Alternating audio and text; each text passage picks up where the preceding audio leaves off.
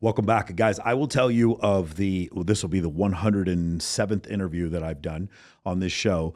There was none that were more crazy than the one that I did with Miss Brandi Andrews about a year ago. And it was absolutely unbelievable. There were multiple homicides involved. There was kidnapping. There was all kinds of stuff. And the best part about it is that every single thing she said was verified. Like you could go up and look up the news articles and all this kind of stuff. And we had Mikki Mase come on in a further episode, and I thought that thing was great. My team was going through the episode and just thought, man, this is so incredible, all the stuff that was done. So we wanted to catch up with her again. My good buddy, Brandi Andrews here. She is an OnlyFans creator, and she's a real estate investor. Welcome back, Brandi. Thank you. Awesome. And my man here, Mikki Mase, he is the most handsome man on the planet. If you haven't noticed, he's a Brad Pitt impersonator and a professional poker player. Welcome back. Professional poker troller to the stars. Yeah. That's exactly right. Good to have you back, man. Yeah. It was one of the most interesting discussions. People ask me all the time, like, the discussions with like Blazarian are crazy, but like yours was even crazier. And like, just to review the fact that like when you were a young kid, your father went and probably murdered someone. You said before you were behind a couch when you found out. You went as a child with your father to a drug deal. Things did not go well. You heard gunshots, and then they brought somebody out on a stretcher, and that was something that happened to you when you were a kid. I was almost 4. Yeah. And I've never, like, that part was crazy. And then the other part about what happened with your baby's daddy going on the guy who went on the Ferris wheel, he had sex, and then him end up dying afterwards. My son was also almost 4 when that happened. It just absolutely, just unbelievable. And the fact that you were kidnapped. That was another thing that you brought up before. Mm-hmm. And the fact that your baby's daddy, what was the thing he did? He was dating the girl you were living with? Yeah, she was like a sister to me growing up. Her mom had taken me in when I was like 15, and I was living with them while raising our kid. And you were working at Hooters at the time, back in like Houston? Yeah, back in the Houston days. Man, it's just the whole story. I went back and listened to the whole podcast, and I was like a jaw drop, like 5 or 6 times. I totally forgot about all the stuff we talked about there. Yeah. And then the transformation for you. So since then, a lot of different stuff has gone on. You were in a relationship with somebody when we left the whole thing. He came and judged my bikini competition one time. Mm. And then that was before the guy in Italy. You went on one of my best friend's show, Inside OnlyFans. Mm-hmm. CJ Sparks is one of my good buddies, Cassandra, and she had you on there, and you told the story about a new guy that you met in Italy. So can you talk about like what has the transition been for you since the last time we talked? How has the dating scene been? Is there anything? By the way, I thought the thing on your neck was permanent. Turns out it wasn't. I didn't realize what was going on there. Nothing's permanent. Okay, so just catch me up, Brandi. There's just so much going on here. Oh my God. Because even the stuff we talked about in the first interview, like there was so many details left out. I was just trying to fit as much as I could in that 2 hours. And that was just scratching the surface. I don't really remember where we left off. You were dating this new guy that you had met. Do you remember? No. When I did the interview, I hadn't even met him yet. Oh, that's right. Okay. No, it's when you came back on Access Vegas later. That's when you had started dating that guy. Yeah. So how did you meet him and what happened there? And then you have a new guy now? Yeah.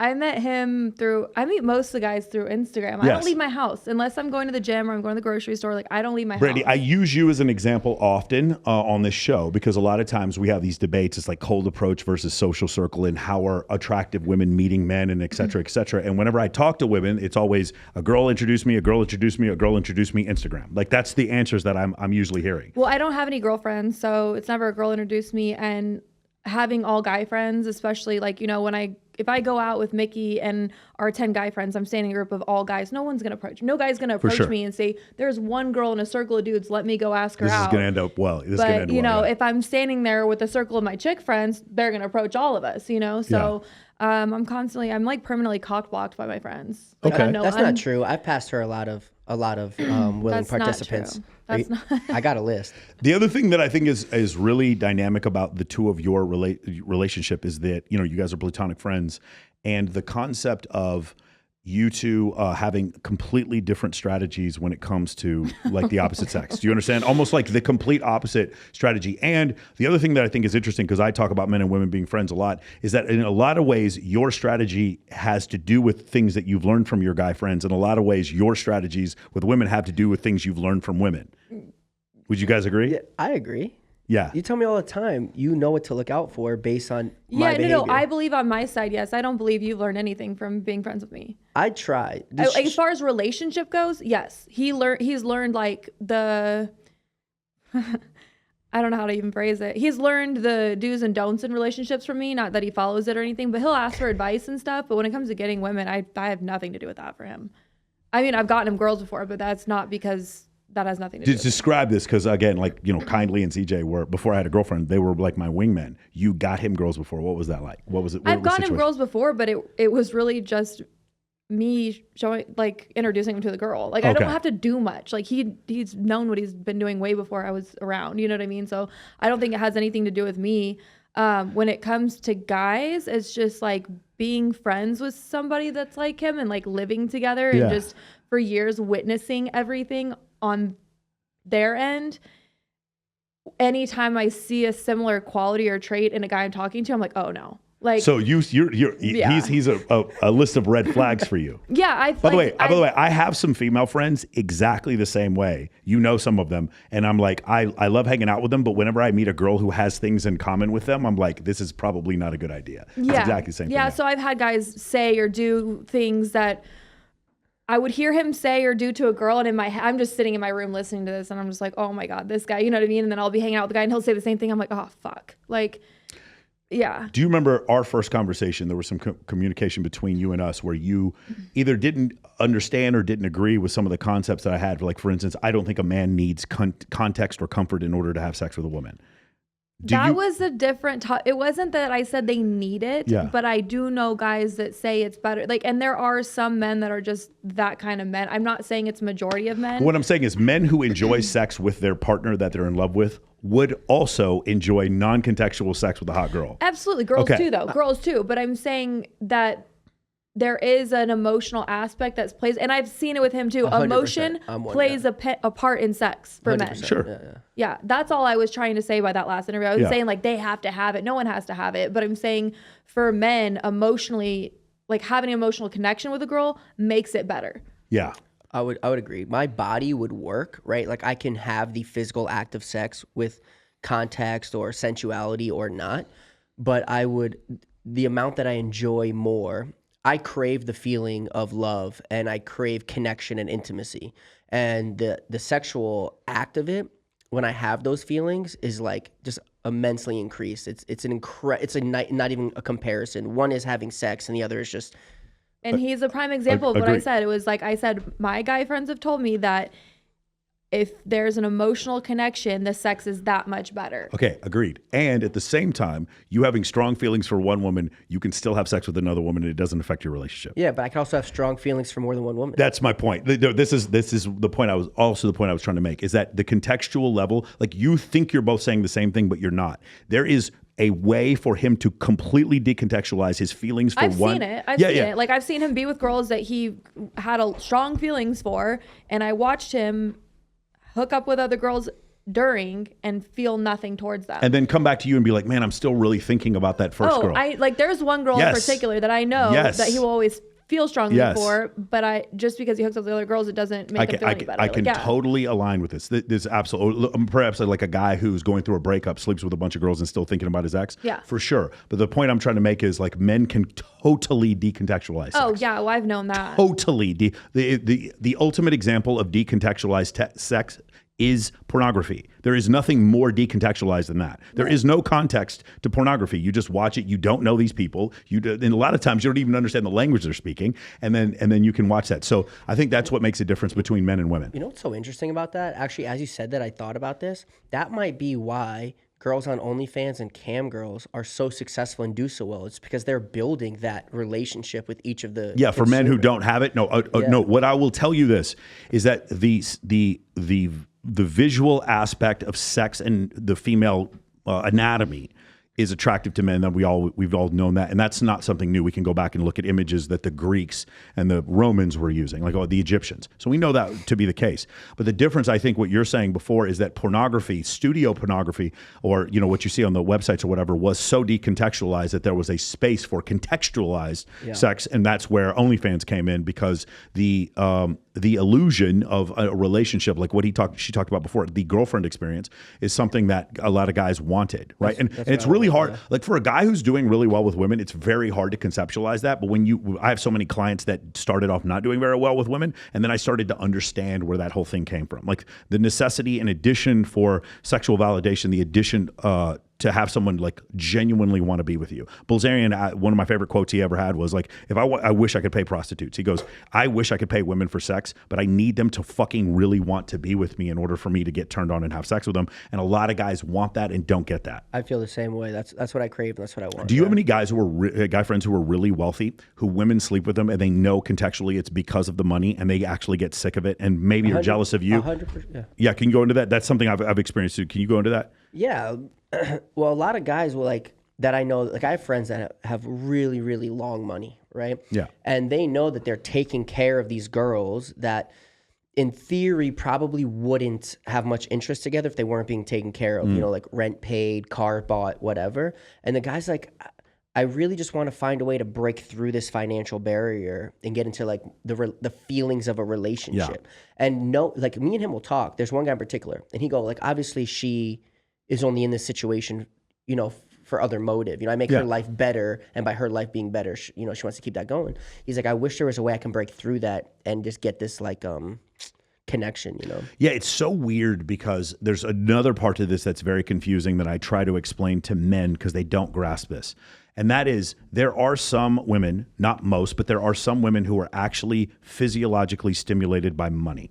Right? Like their vaginas actually get wet because of money. Now, most girls, what they'll do is they go to the strip club like, ooh, this guy's fucking touching me. I'm going to get really drunk and tolerate this for a couple hours. Then I'm going to go home with this stack and I'm good. That's how most of them are. But there's a few girls that are just like, this man has money and now I'm more turned on because he has money. And there's a few girls that are like that. I'm not going to call them out here, but people that we know that are like that. They're actually like, men are more attractive to them because they have money. I think they're called whores. I mean, but that's the thing. You say that, but I know a lot of girls who are whores who are like literally just tolerating sex with men for money. I'm not talking about tolerating. Like they're literally attracted to these men. That's more like sugar baby to me. That's what the way I would see it. Like, and have you guys ever seen a situation where a guy has a sugar baby? You can say whores on this program. Was that the first time anybody used that word? No, it's just the way you Yeah, it's pretty funny. No, but like so I had a friend of mine and he is outrageously wealthy. And it's one of these situations where he has a lot of good things going for him, but the women who try the hardest to be with him are with him because of his money. And it makes things a little bit confusing. And he's seeing this one girl and it's clearly a sugar baby situation. And then he cuts her off and I watched her fall in love with him. Like, and it was real. Like because she was cut off from this situation, the context of the relationship changed because he cut her off. Do you understand what I'm saying? Mm-hmm. Like the takeaway caused an actual emotional pang. And she was legitimately in love with this dude who started off being in charge because he was rich. Have you ever seen something like that? That's like mental issues at that point. Yeah. You think so? I think it's like a psychological warfare. That is. I just saw a video about this actually. It's called like the piggy bank theory or the penny theory or something. You know what I'm talking about? No, I'm not sure. It was so interesting. It was like so a guy it was really directed at love bombing, but it was similar concept. So a guy will start by love bombing, giving 100%. Sure. And then all of a sudden he'll pull back 10%. Yeah, this is intermittent positive reinforcement. That's what you're talking about. Yeah. I was thinking about this with money, but you're talking about this with like emotional validation. Yeah, for sure. Yeah, but part of love bombing is gift giving and stuff like that. Yes. Yeah, so I think it could be applied the same. Like, so just to make sure it's the same one, right? So the guy starts with 100%, pulls back 10%. The girl goes, "You don't love me like you used to. You're 10% less." So then he gives 5% more. She feels like it's a 5% increase, but the truth is it's a 5% decrease because it's only at 95. Then he drops to 85, goes up to 90, until he's given nothing anymore, and the girl is fully feeling like, like obsessed and like, give me more. This is also the mechanism that gambling causes addiction. So the way it works is they do this with rodents, and they've done it with primates before, or they've actually done it with birds, where they put birds in a cage and they would push a button and then food would come out. Then they push a button and then food would come out. In one cohort, what would happen is they would push a button for the 100 times and food would come out, and then it would stop coming out. And once that happened, they immediately got off of it because the inputs, the stimulus made sense. In the other group, what would happen is they would go like 10 and the food would come out, and then 2 it wouldn't, and then 3 it would, and then 4 it wouldn't, and then 3 it would. And what would happen is these people you saw situations where like rats were sitting there pushing the button until they would die, like to exhaustion. You would see, and like no matter, you'd go go 100 clicks with no food coming out, and they would still keep clicking forever because of this very powerful, almost like I don't know what the word I'm looking for, glitch in the Homo sapien brain, which is this thing called intermittent positive reinforcement, which causes people to be affected by love bombing, and for things like, you know, like gambling has a negative EV, right? But yet millions of people do it. Yeah. And the reason why is because of that intermittent positive reinforcement. Yeah. Yeah, so it is an interesting concept. I'm just curious. This is another thing, because I do have some specific questions for you, but I've been doing a bunch of these debates, and having the two of you here just makes me think about this. There is a double standard, and I am aware that there's a double standard, whereas if Mikki were to sleep with 500 women and you were to sleep with X amount of men, you are judged completely differently than he is. Absolutely. Right, you understand that? Yeah. And if he were to sleep with 500 and you were a girl and you were interested in him, would you care? Not really. Not the way a guy would care. And would you care if you had a long-term female partner, and would you care about how many partners she had? A sexual partner? If she was only a sexual partner? No, she's going to move in with you. You have financial ties. You're paying for her life. Yes, emotional ties. Yeah, I care. Yeah. You would care. And what's a number for you, just out of curiosity? The truth is, since middle school, I've never asked a girl. I stopped asking a girl her body count before the term body count was what was used. For sure, yeah. I don't think about it. I don't have a number. I never even thought about it. But it could still affect you mentally if there's too much. Yeah, well, I don't want to ask questions that I don't want the answers to. For sure. You know, so I've never asked any of my girls, but I'm sure there's definitely a number where I would have to reflect on that. The thing is, so the guy who wrote the book behind me, Evolutionary Psychology textbook, Dr. Buss, he does a study, and he studies 37 different cultures that have nothing to do with each other. So Inuit Indians and Aboriginals and people from the Amazon and people from Norway, Sweden, Mexico, all these different places, Africa. And they survey all the women, and they say, do you care more about a man's ability to acquire resources? And women care about 100% more than men do. Like that's like a 200% average. Meaning we care about their body count? No. Women care more about a man's ability to acquire resources. Their necessity to care for it is 100% greater. So it's 200% of the total number. And then men's necessity to care about a woman's, in the original survey it was virginity, but later on it was just like low body count, because virginity in Western society is just not very common. The men started to care less and less in certain societies. Like for instance, in China, maybe 40 years ago, it was very, very important virginity. Now, not so much. And places that were more egalitarian, like Sweden, Norway, and Finland, virginity was like men did not care about it at all. In fact, it was very strange. A Norwegian woman who found out that a man was a virgin past 25, it was a very, very strange indicator to him. It wasn't like a positive sign. It was a negative one. So in all these situations, women cared more about a man's ability to acquire resources, and women cared more about men cared more about a woman's body count, and women cared more about a man's ability to acquire resources. Do you guys understand what I'm saying? Mm-hmm. And they had nothing to do with each other, which meant all of this is genetic. Do you guys understand? Like you're born this way. And the reason why I bring this up, because you two are friends, and there's this clear dichotomy in the way you guys approach dating. Well, I think I don't mean to cut you off. No, go ahead. No, you're good. I was just agreeing. I think in response to she doesn't care if her partner at 500, but I would, right? Yeah. Well, part of that also has to do with when a woman looks at a man, I believe, because they're looking at the ability to acquire resources. One of them is he successful? Can he accomplish goals? Yeah. Is he sought after? Can he accomplish things? So if you can for a man to sleep with 500 women is hard. A man can't sleep with everybody they want. They can only sleep with those who want to sleep with him. Yes. But a woman can sleep with any man that she wants, because they all are willing to sleep with her. Yeah. Right? So for me to sleep with 500 women, which by the way is rookie numbers, let's pump those up a little bit. But for me to sleep with, whatever amount of women it is, each one of those is an accomplishment. Because just because I see a woman want to sleep with her doesn't mean I can. I only can if she wants to. Isn't it weird the way you're saying this? Like if there's going to be probably some ladies who hear this and like 500 women is not an accomplishment. That's gross. But the men who are listening are like, that was a lot of work in order to do that. There's a lot. I'm not talking about from a moralistic standpoint. You could make the argument that one man sleeping with 500 women leaves a large group of men at the bottom of the short-term sexual marketplace with no women at all, which causes violence in society. You could make a moralistic argument that one dude sleeping with 500 women is bad for society. I'm not making that argument. I'm saying you could, but the part of that you sleeping with 500 women wouldn't be hard. It is fucking hard. I don't care who you are. That would be a very different. You think about it from a logistical standpoint, and the fact that you have to maintain value in front of 500 different females. That is a very difficult thing to do. You also have to be a good enough man for that woman to find you desirable enough to let you sleep with her. Mm-hmm. To build a life that 500 plus women find desirable enough for you to sleep with. Just to build that life is, like really challenging. Yeah.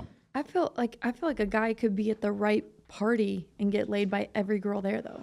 No, I understand. No, I've seen it. So here's the thing. I think what happens. There's a study. I need to confirm that this is real, but I know to a certain extent that this is real. When women see men below a certain value line, they don't actually see them. There's this one YouTube video. It's really funny. That's what I meant by the right party, though. No. Say you're at some rich dude's house and it's his best friend and he's just standing there. I promise you that guy would get laid by half the girls there. Maybe. Here's the thing. Like there was this one the YouTube video where the guy's like, hey, what do you think about the common man? Like, what does he actually look like? What do you think about it? Whatever. And they're like, how many guys do you think are hot? And they're like, the guy points and goes, do you think that guy's hot? And the girl looks over there and she goes, what guy? And I'm like, he's like, that guy right there. And she goes, you mean the guy behind the mailman? And he goes, no, I mean the mailman. And in her mind, the mailman wasn't a guy. Yeah. There's this real phenomenon that happens with women, especially attractive. Are you aware of this? Where like men below a 3, they're not unattractive. They don't fucking exist. And so when you say that, I think what you're doing is you have a bias towards men who are capable of having sex. And in that case, you're correct. But the reality of the situation is when you look at body count for men, the bottom like third is at 0. Then the middle, like the average man. No, I get that. But I mean, like you could see a guy that you say he doesn't really have much to offer. He's not that attractive, whatever. But the right girl dates him. And now all of a sudden he has every girl's attention. Yeah, I agree with you. I just still think there's still more to it than having sex. Meaning what I'm saying is whenever a girl likes me, she thinks every girl who looks at me is just down to fuck immediately. When a girl doesn't like me, she doesn't feel that way. And I think there's an overperception bias with women when they see men that are attractive. Does that make sense? Yeah, well, because you're attractive to them, so they think you're attractive to That's everybody. exactly right. That's exactly. Whereas we as men still know we got to work for it, like no matter what, right? Unless we're just super famous or whatever. Most of the time, we still have to work for it. Yeah. It's completely. I started dating one of her friends recently. Yeah.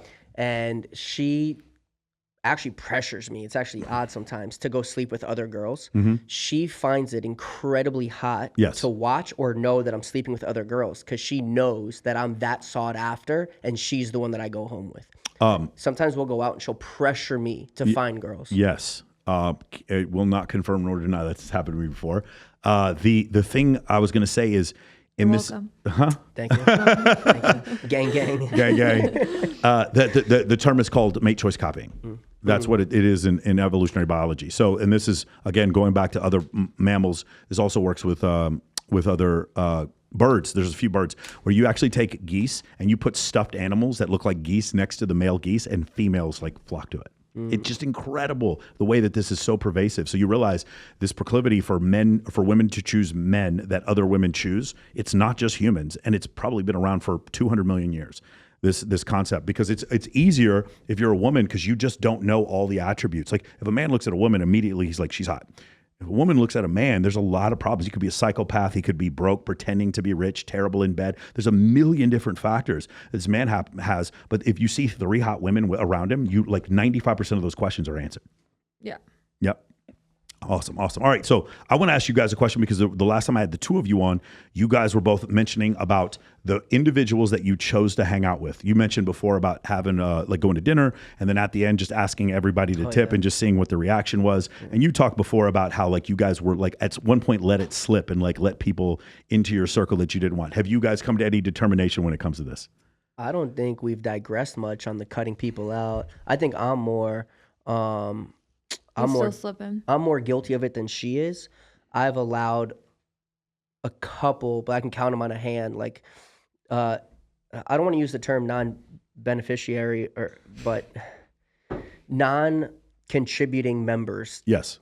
Back in or around my circle where she's kept going in the correct direction and making it smaller and smaller. Yeah. But I still keep them at an arm's length. I'm like Dolo riding right now. Listen, we're all friends when I'm on stage at XS. But not when I'm at home. Yeah, right. That's exactly like I'm not. There's dudes that I hang out with on stage at Zook, and I like think these dudes are cool as shit. I'm not going to do business with them. Yeah, right. I'm not going to leave them around my girlfriend. I'm not going to fucking go party. You're exactly right. But I still like hanging out with them. And there's guys I went to high school with. I feel the same way about. Like I love these guys. Love going eating burgers and talking about the Cowboys. But we're not going to do business together. Right. One of my favorite quotes is Justin Waller, who was here. He says he's one of the business partners with Andrew Tate. He says he goes, if we can't make money together, we don't need to be friends.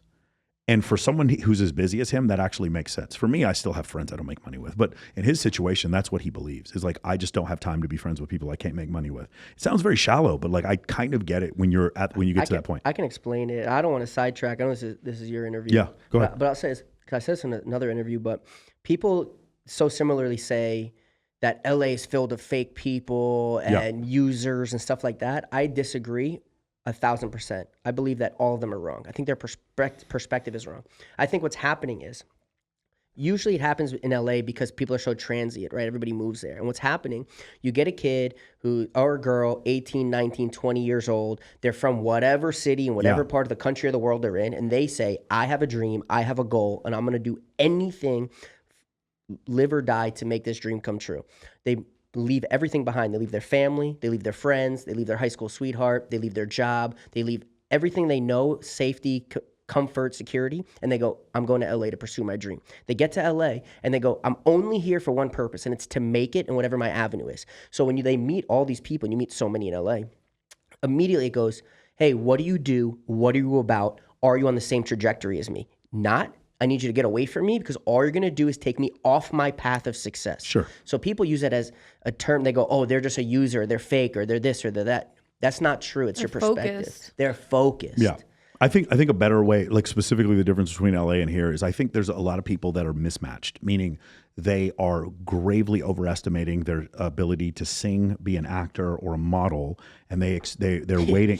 They're letting you know they're about to be famous because of a Netflix special that's about to come out, or I'm about to blow up with my new single. Like that I consistently hear that over and over again, or a reality show that is coming out about me, and like they truly believe their next break is coming up in the future, and in doing so, they're doing everything they can to get famous.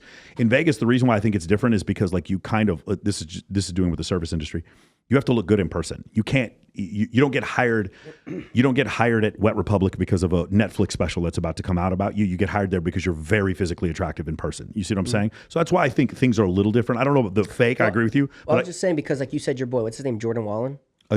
Justin Waller. Justin Waller, right? Yeah. So like his whole thing is, I have one goal in life and I'm going to die on it. It's to make as much money as possible. Yeah. So if you're not on the same path as me or can help me accomplish my lifetime goal, I can't have you around. Well, there's another part in that there's only so many friend slots. Real friend slots, there's only so many. Some people can have 2, some people can have 8. Well, why would anybody? And it's just like the qualities that someone displays about their personality. Like if you're broke and depressed and not doing good and don't have many friends and all this stuff, like it's not necessarily that like, oh, I'm ditching you or I was using you or whatever, but it's like, why would you want to hang around somebody like that when like that's not who you want to be? It's like birds of a feather. This was a very difficult realization for me also. Yeah. Because I was a first lieutenant in the Air Force, and I would get back from a deployment and I'd be in a crack house fucking playing Madden for money. And I was like, and I'm like a first lieutenant. I remember this. Oh, my commander doesn't watch this right now. But I remember I would go and I'd play in these Madden tournaments for money with trappers. And I was just like, it was one of these things where I needed to let that part of my life go because it wasn't beneficial. I was a U.S. military officer. And so I totally understand. That is a hard thing to, especially for men. Because and there is that famous saying, I forgot how it goes, but it's something along the lines of basically like if you want to lift somebody up and they don't want to come up with you, it doesn't matter how hard you try to lift them up. Like if they don't want to, it's not going to happen. But the same does not apply for the other way around. Yeah. If they want to drag you down and you don't want to go down, they still can. Yeah. So that's a great point. The negativity will outweigh that. And so you don't need to surround yourself with people like that if you're trying to go up, because they're just going to drag you down. So it's kind of like one of those like hard, you're going to be judged for it, but you have to do what's best for you. Agreed. Yeah, that's why I love going to dinner with Dan Fleischman. Every time I go to dinner with Dan Fleischman, there's good old Dan. You ever sit with that? I mean, I don't know. Like I sit there and like I have the cheapest watch. Like you talk to somebody and it's like a couple and they're like make $100 million a month off like selling diapers or some shit. It's like everybody there is outrageously successful whenever you hang out with Dan. That's essentially what you're talking about. I definitely agree. You went on like I said, you went on my best friend's show, Inside OnlyFans. I keep telling them they need to have me on that show. I always wanted because half the girls, because I don't have an OnlyFans, but she's my best friend. Like I want to go on her fucking show and troll her. Like it's what I want to do. Anyway, your experience there, I saw you lit up. Like you were in fuego, describing your situation. If you can go into what happened, the things you described, because you spent the majority of the interview talking about the new guy that you met in Italy. So can you go over that? Yeah, I mean, what do you? When I did her interview, I had just gotten back from Italy like 3 hours before I did her podcast, and I basically did like a whole tell-all, basically like a sex story of her whole. Can you review some of it, like the quick and dirty? You've been messaging, because I think it's really important. You're messaging back and forth with a guy for a year. You want to know like how I met him and how it all started? Yeah.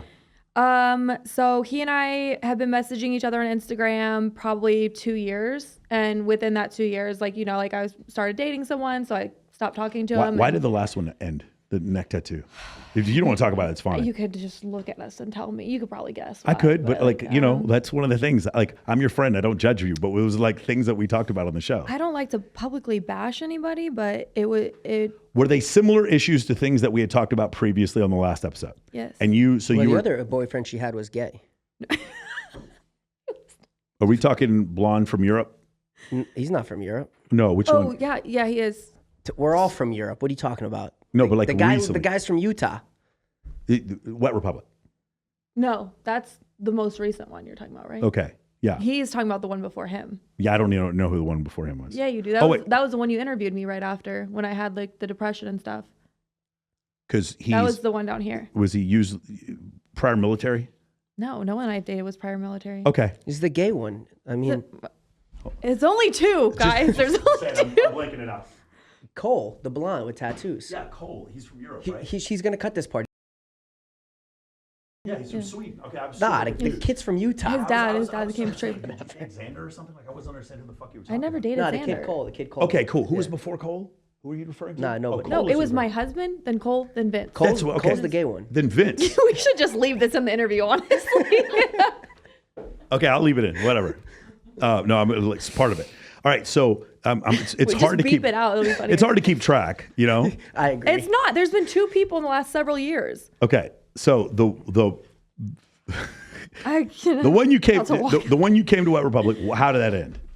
You brought to the one from Sweden. It ended because he was very mentally unstable. He relapsed. He was 5 years sober, relapsed, and started doing some inappropriate things. Got it.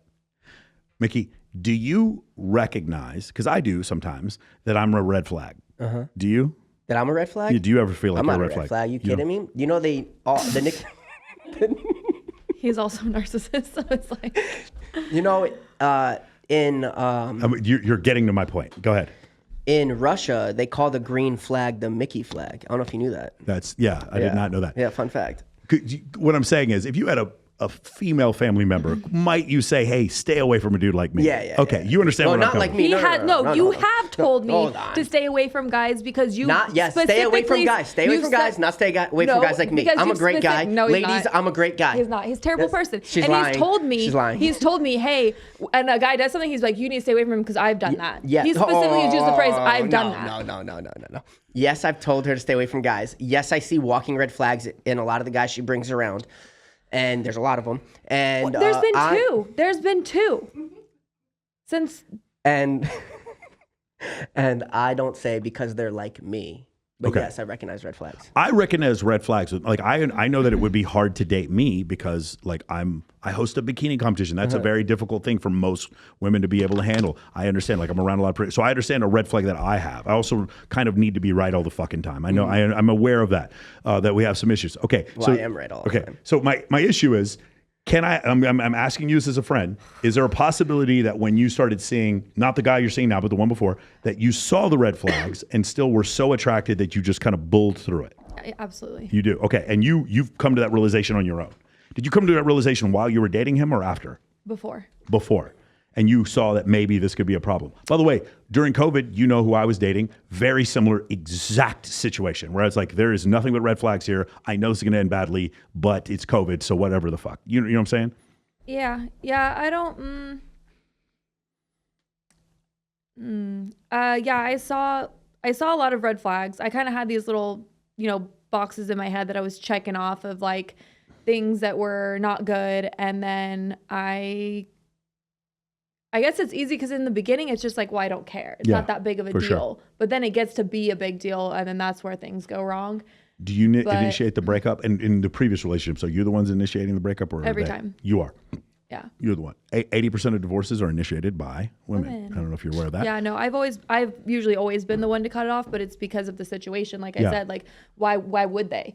You know, like I'm the one that keeps tolerating until I can't tolerate anymore. But she's also the one in charge in 100% of her relationships. That was exactly my next point. You make more money than them. You mentioned this on Inside OnlyFans, where you tend to be the one who's in charge because that doesn't matter though, because I feel like regardless of if I make more money than them, even if they were making any money on their own or had anything going for themselves, you know what I mean? Like even to a point where they don't need me, they just would like to be with me or want me, like I became like a necessity to them. It wasn't even like I questioned if there was even emotions involved half the time, because I was like, do they want to be with me or do they need to be with me? For a man to not benefit from being close to you, even platonically, they would have to be, without a doubt, in the top 1% men.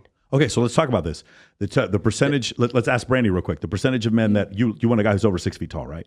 Yes. You got percentage of men that are over 6 feet tall in the United States. I don't know. It's like 2% or something. It's right? 14%. 14% of men over 6 feet tall. You probably want a guy, if he would have to make more money than you. The percentage of men that make more than $100,000 a year, what do you think that is? I don't know. It's about 17% of men. $100,000 a year? $100,000 a year and 6 feet tall. They need to make more than $100K a month. Okay, so listen. So listen to this. $100K a year and 6 feet tall. That's 0.17 times 0.14, which is 0.23. So 2% of men, or 0.02. I can't remember. And tattoos. Yeah, for sure. So with tattoos, but like the number gets progressively worse and worse.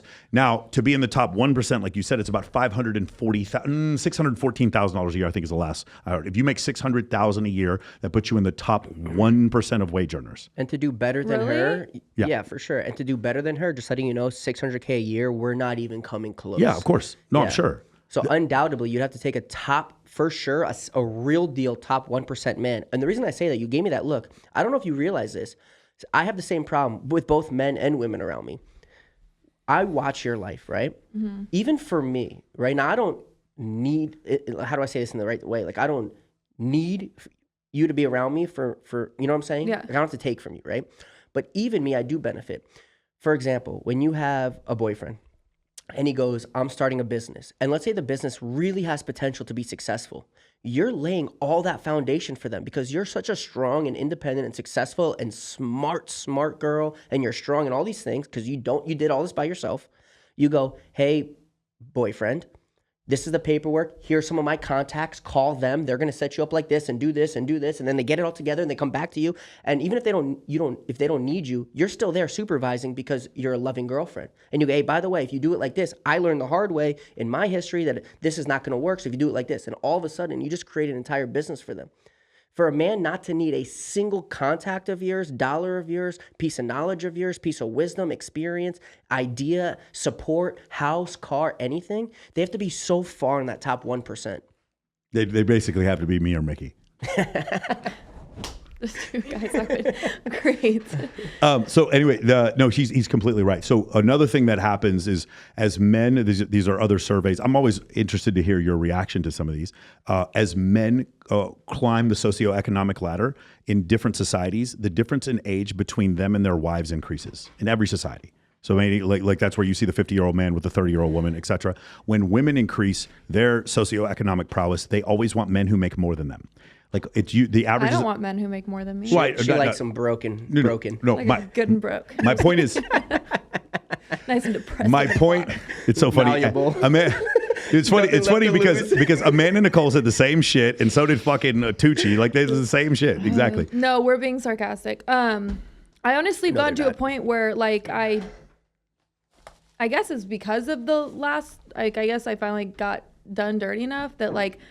I really wouldn't tolerate a guy who didn't have a job or something going for himself anymore. Like, I don't even care, like, what the job is. Like, if you're not capable of even having a business or a career or doing anything for yourself, like, then your intellect level is so low, I can't even have a conversation with you. It's interesting because you don't select for income, which a lot of women do. You can select extremely stringently for physical attractiveness. Like you previously could. And I did, and I used to, and it's still very important to me because I have to be physically attracted to you. But I'm saying I've come to realize, especially with the last one that if you don't, if you don't have your own place, if you don't have your own car, if you don't have a job, if you don't have these things, you can be as physically attractive as you want, but intellectually you're missing something so much up here that like I can't even conversate with you, or like there's nothing there. There's nothing. But you're saying you had to go through several of these very. I had to learn the hard way current. because I still no, it's not. Yeah, right now, you would, if you started dating a guy that had those things, it would be the first guy you dated with those things. I know that's where you are right now. Well, the guy you from just got there. the guy you mentioned, the guy from Yeah. Oh, I thought you meant it's still current. Like I'm still dating people like that. I was like, no. Well, you mentioned the guy from Italy actually has an income. Like he actually has a thing going for him. He has a lot going for him, Yeah. and he's very intellectual, and he's got, you know what I mean? Like he does reality TV, obviously, but I mean, like he has other money from other places that he's invested. He owns Airbnbs and real estate, and he's invested in a med spa, and he's got things going for him. Sure. And he did that all on his own, and he was capable of it. You know what I mean? Like nothing was handed to him. He had a rough upbringing similar to I did, and things like that. And I can't like think off the top of my head of something, but I've had several conversations with him where I knew that I was so used to less because we'd be having a conversation. I'd go to repeat myself and he'd be like, I get it. And I'd be like, oh my God, I don't have to repeat myself to this guy. Or like we'd say something else. And he would come out with just like, I could have intellectual conversation with him. Yes. What I do know is that the two of you might be crazy, but there's a third one that's even crazier, and it's fucking Denae, who was supposed to be here. And I knew Denae before you did. And goddamn, bro. She, like, you remember Claudia Rose? Do you remember Claudia Rose? Claudia Rose was the craziest. You can't forget Claudia Rose. Like Claudia Rose had Claudia Rose was, let's go to the club. I heard she's married now. Is she? Did you see she's like a little blonde? She looks very different. I saw a picture the other day. I was like, couldn't even barely recognize her. CJ's ex? Yes. I met her one time. She would not say it that way. So she was bleeding. Okay, wait a second. Hold on. What are we doing here? Go ahead. Yeah, go ahead. We were at a party at Peter, the owner of Wish. Yes. At his house here in Vegas. Yes. I sat down next to some girl on a chair, on a couch, whatever, love seat on one of the balconies. The girl's bleeding, starts squirting the blood all over me and everyone standing by me. Turns out it was her. Yes, I was the one who I brought her to that party. Oh, I remember that. Yes, it was during COVID. I totally remember exactly. that party. Thank you for anyway, that. so she used to be like the fucking you guys. Do you ever watch football? Yeah. Okay, there's like a wedge buster, like a dude who's his whole job on the kickoff return was just ram into that's what CJ was. She was, or not CJ, that's what fucking Claudia was. We would go to a party and then it would be boring and Claudia would be standing on top of something naked. Like it was just like that. You understand? Claudia Rose was, I don't know if she is now, but that's how she was. Until I met fucking Denae. And Denae is like even wilder than that. So you took Denae to Italy. Can you describe that? And by the way, we're going to make fun of her because her ass was supposed to be on this episode. Go ahead. You want me to FaceTime or we'll get her on virtually? No, it's fine. It's fine. What do you want me to say about so her? how'd you meet her? Like you guys are like partners in crime now. So this is specifically how we met. It was after me and the last one split up. Okay. And I'm sitting here like, like I want to travel the world. I want to do this. I want to do that. And, and he was, Mikki was kind of having like a come to Jesus moment with me. He's like, you don't have to do all these things with a guy. He's like, you don't have to pay for some guy to do these things with you. Cause that's the only time I would travel was with my boyfriends. And he's like, you need, a good girlfriend. You need a chick friend that has the same lifestyle as you, like makes similar money and can pay her own way. And like, that way you're not paying for 2 vacations. You can go on more vacations. Like you need a chick friend. And I was like, yeah, but like it was him and Shane Davis. And I was like, yeah, but you guys know me. Like you guys are my girlfriends. Like I don't have any girlfriends. Yeah. And they go, I know the girl. Got the one for you. And so they do an introduction. Shane actually put her and I in a group chat on Instagram, and he hadn't really talked to me about her much or her. It was just Shane and then me and Denae, and he said, be friends with a period. And then Denae starts sharing her location with me she shared her location with me on her phone. She's like, I'm on my way to Vegas. And then I just watched her location. No, I'm saying I have her location too. She comes to every Babies in Toyland. I just see her like on her way to Vegas. Never met her at this point. Just see her drive into Vegas. And then her and Mikki showed up at my house, and I was going through it, and I was in Costa Rica with Michael Evers and them, and I was like, I want to go to Italy, I want to go here, I want to start traveling. And I was talking to the Italy guy at the time, like on Instagram. I was like, I'm gonna come see you. And then I was like, I don't want to go alone. And I was like, Denae, let's see how this goes. This was our first trip together. So I texted her and I said, hey, like I'm going to Italy to meet this guy. Like I don't know what's going to happen. Like, are you down to come with me? Because if it works out, like, I might ditch you a little bit. Fuck yeah. If you had asked me out and I was single, I would have fucking gone. That sounds awesome. And I would go see the Vatican and where the Apostle Paul and all this kind of shit. That was my first. Real quick, she made out with the security guard at the Vatican to get like extra access to off-limit areas. So you got made out with him so you could see the Apostle Paul. Denae. Oh, yeah, of course, Denae, yeah. Oh, you pointed at me. So I was like, no. Denae did that. Denae did that. Yeah. Like if you had said a person did that, and then I was like, guess who the person was? I was Denae. like, it's Denae for sure. Yeah. So she'd be a good time. You know what I mean? I was like, I said, and I told her up front, I said, look, I haven't met him yet. Like, I want to go to meet him. The whole time she's like, I'm down. Before I even finished what I was saying to her. And I was like, I could go and it could be a bust, you know, and then I got you and me to kick it with, or I could go and it works out and then I might be all booed up, you know, and she's like, I'm down to hang out with you or do my own thing. She said, don't worry about me. I'm here for support. And that's it. And she was the perfect person to go with because she really was just there for emotional support. Yeah. He and I ended up hitting it off. I was all booed up with him and she just did her own thing. You said she found a dude, he fell in love, and she just like did. I want to say the whole story, but I don't. Go ahead. I don't want to like offend anybody. Okay. Don't look at me. Basically, the guy I was talking to knew I was bringing a friend, so he said, you know, I'll bring a friend, and her and his friend hit it off before he and I did. It was like within the first 2 minutes. Last time it was me and my girlfriend. It was after like Baby's Toilet. Me and you know Ralph Reicherman, the drummer for the Scorpions. Do you know who he is? He throws parties in L.A. We all go back to his place. There's a big group of us or whatever. And me and Kylie are leaving. And Denae is like, oh yeah, I'm going to stay here for just like 15 more minutes. And then she's posting stories at like 12:30 in the afternoon the next day in the same clothes, playing fucking music on the piano. And I was like, this is level of craziness. The first video I think I ever saw of her was Rizzy pissing in her mouth.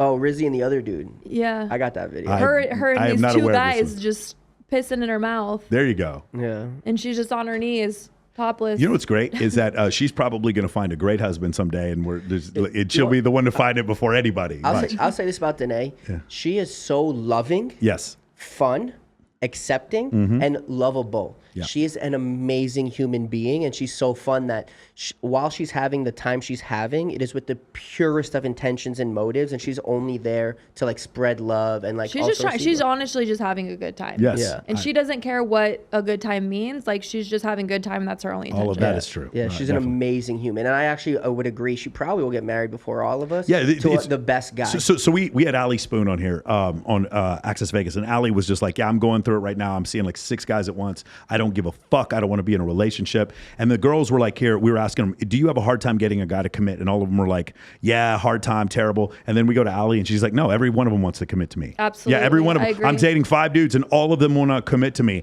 And it was just like, it was just such a mind fuck. No, it's because you're that kind of girl. The more available you seem to everyone, the more they're worried like, oh, I got to. But if you're that desperate girl that's trying to get them to commit, they know they don't have shit to worry about. Yeah. But guys are afraid if you're not that much of a girl to commit, that they're like, oh, she's going to run off and find somebody else. I got to lock it down. Maybe most guys, not all guys, just to be clear. Yeah. Yeah, there's no way I'm chasing an Allie Spoon. Yeah, I mean, I think she's awesome. Personally, I respond really poorly to that, personally. But I could definitely see why. But that's why you tell me, because you're like, oh, it's always the first guy you meet that you did. It's because they immediately try to lock me down on it. Who wouldn't try to lock you down? But it's different. Hold on, Brandi, it's different. It's different, Brandi, because they're men and you're women, so it's a very different thing, right? So for instance. But I'm saying you were asking other girls if they have a hard time getting guys to commit. I've never had that issue. Okay, yeah.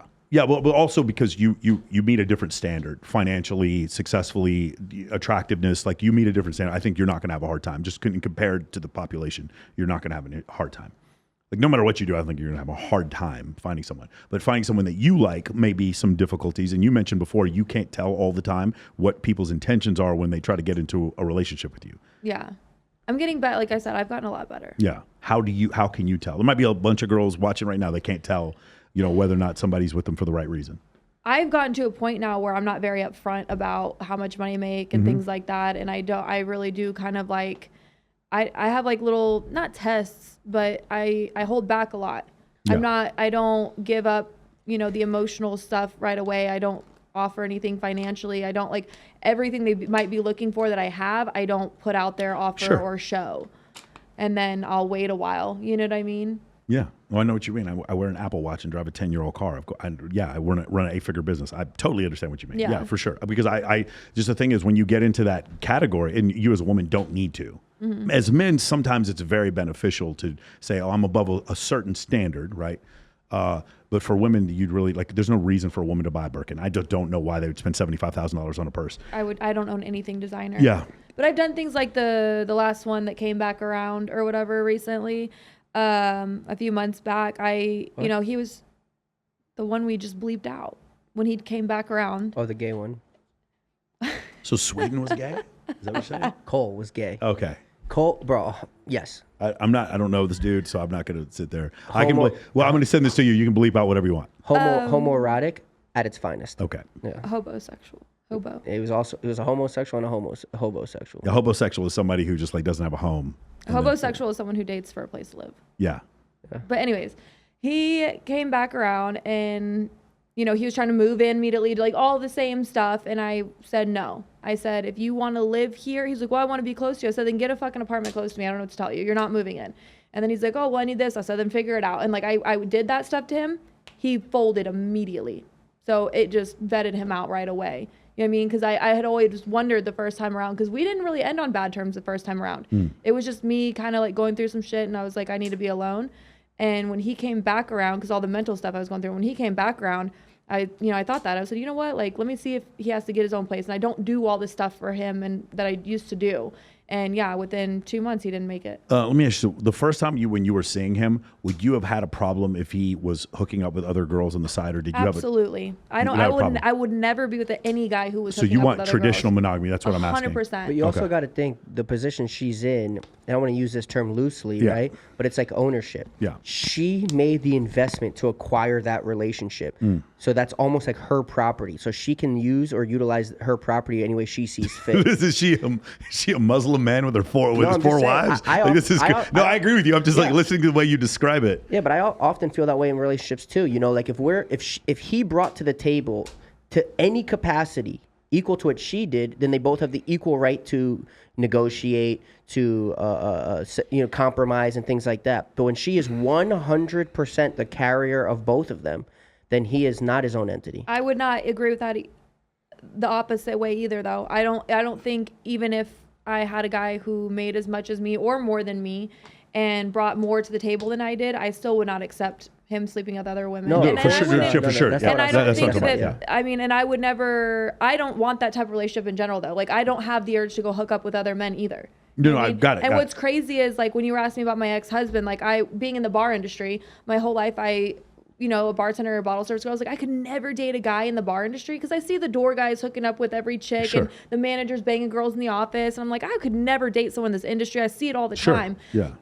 My husband was the very first guy I ever dated in the bar industry. Most successful relationship I ever had because he was so numb to that. My problem is I used to date these small town guys from the middle of nowhere, all this stuff. I bring them around this and they're like, oh my God, I've never had this before. Let me indulge in it. But when you get the guys who've already indulged in it so much, they're just sick of it and ready to settle down. That's where it's at. And I'm learning that now with my situation that I'm in now. I love that for you. Thank you. What a great realization. Thank you. Yes. So going back to what you said before about, I had such a great question and I forgot about it. You're sitting there and the guy, you break up with him the second time. The reason why I was asking about the him seeing other people is because you had made a statement on Inside OnlyFans that you were worried about somebody coming back into your life and being all up your ass. And you were you said the words, go get a sugar mama, something like that. That's why I was curious about that. This is what you said on CJ's show. That's why I was wondering if you just didn't have a problem. Because I know some women are like that. They're just I could see a guy, and if he hooks up with other girls on the side, that doesn't affect our relationship. But you're not like that. That's what you're saying. No, if a guy hooks up with other girls while we're talking, after we start dating, or even oh, hey, we break up for one day, and then they go hook up with a girl and try to come back, get the fuck out of here. No. Okay. Absolutely not. Okay, so now I remember what I was going to say. So we had Corey Yee on a couple weeks ago, and she was on here, and we were discussing the concept of she was in a relationship with a dude who she kind of walked all over, and she sort of. That's so unattractive. Yes, but that's the thing. That's another thing. Are you hearing this? She's just saying it's unattractive, but that's what you're. That's why. But you keep setting men up for this every time, though. But I'm not, because or maybe that was my problem. Yes, I don't know. that's my point. It's I don't know, but no man in the situation that you put them in has the ability to lead. Do you understand that? I'm getting to my point here.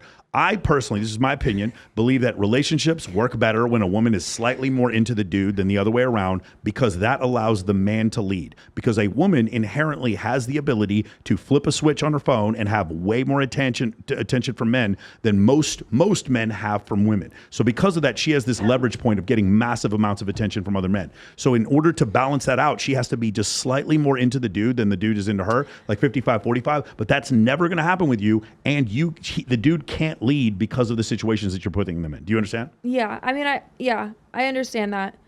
I think I'm learning a lot I've learned a lot actually over the last 2 months alone, but specifically I remember when my ex and I broke up, he used to say things to me in the relationship where he'd be like, you're kind of mean. Like, you're kind of this. And I was like, I'm not mean. Like, and everyone would always be like, no, it's Brandi. It's like, I'm not mean. But there was a lot of things he asked for and required from me in a relationship that I didn't do for him. And I was like, well, that's just not me. Like, I'm just not like that girl, like little things. Like, well, you don't hug me very much. You don't hold my hand. You don't do this. You don't do that. I'm like, oh, why the fuck do I need to hold your hand? Like, we're right here. Like, what, you know what I mean? And that's just how I was. And then I didn't think I was being mean. I genuinely did not. And I argued that with him. I said, that's just how I am, you know? And I truly thought that. And then when I went to Italy and I caught myself doing certain things with this guy that my ex had asked me for, and I was doing it without him even having to ask. And I was like, oh my God, I was kind of a bit, like I was kind of mean and I didn't even mean to be. And then I was kind of like, I kind of had a moment where I was sitting there and I was like, why am I being like this with him? And I wasn't like this with him. And again, like, I think it's just the qualities that he had versus the qualities my ex had. Like, in my head, I go, I didn't respect him. Okay, so like, let me translate this more so like where a guy would understand what was going on here. What's happened is generally a woman, like Sadia Khan, she has the best way of saying this. She says that the only thing that all women want in a man is a man that she can't manipulate. The more she can't manipulate him, the more attractive he is to her. In this situation, like for instance, if he can maintain boundaries, that's more attractive to a woman, even though she may ask him verbally to violate those boundaries. If he can stand up to her and not violate those boundaries, that's attractive to women. So it's one of these. That makes sense because it's a catch-22 situation. If I do what you ask me to do, you're going to punish me. So for instance, if you start shit with me, and I'm not saying you would, but like you start shit with me, you start shit testing me or whatever. If I don't react, you need me to react to show you that I care about you, which is beneficial to the relationship. But if I do react, you have less respect for me because I reacted. And so then that's the problem.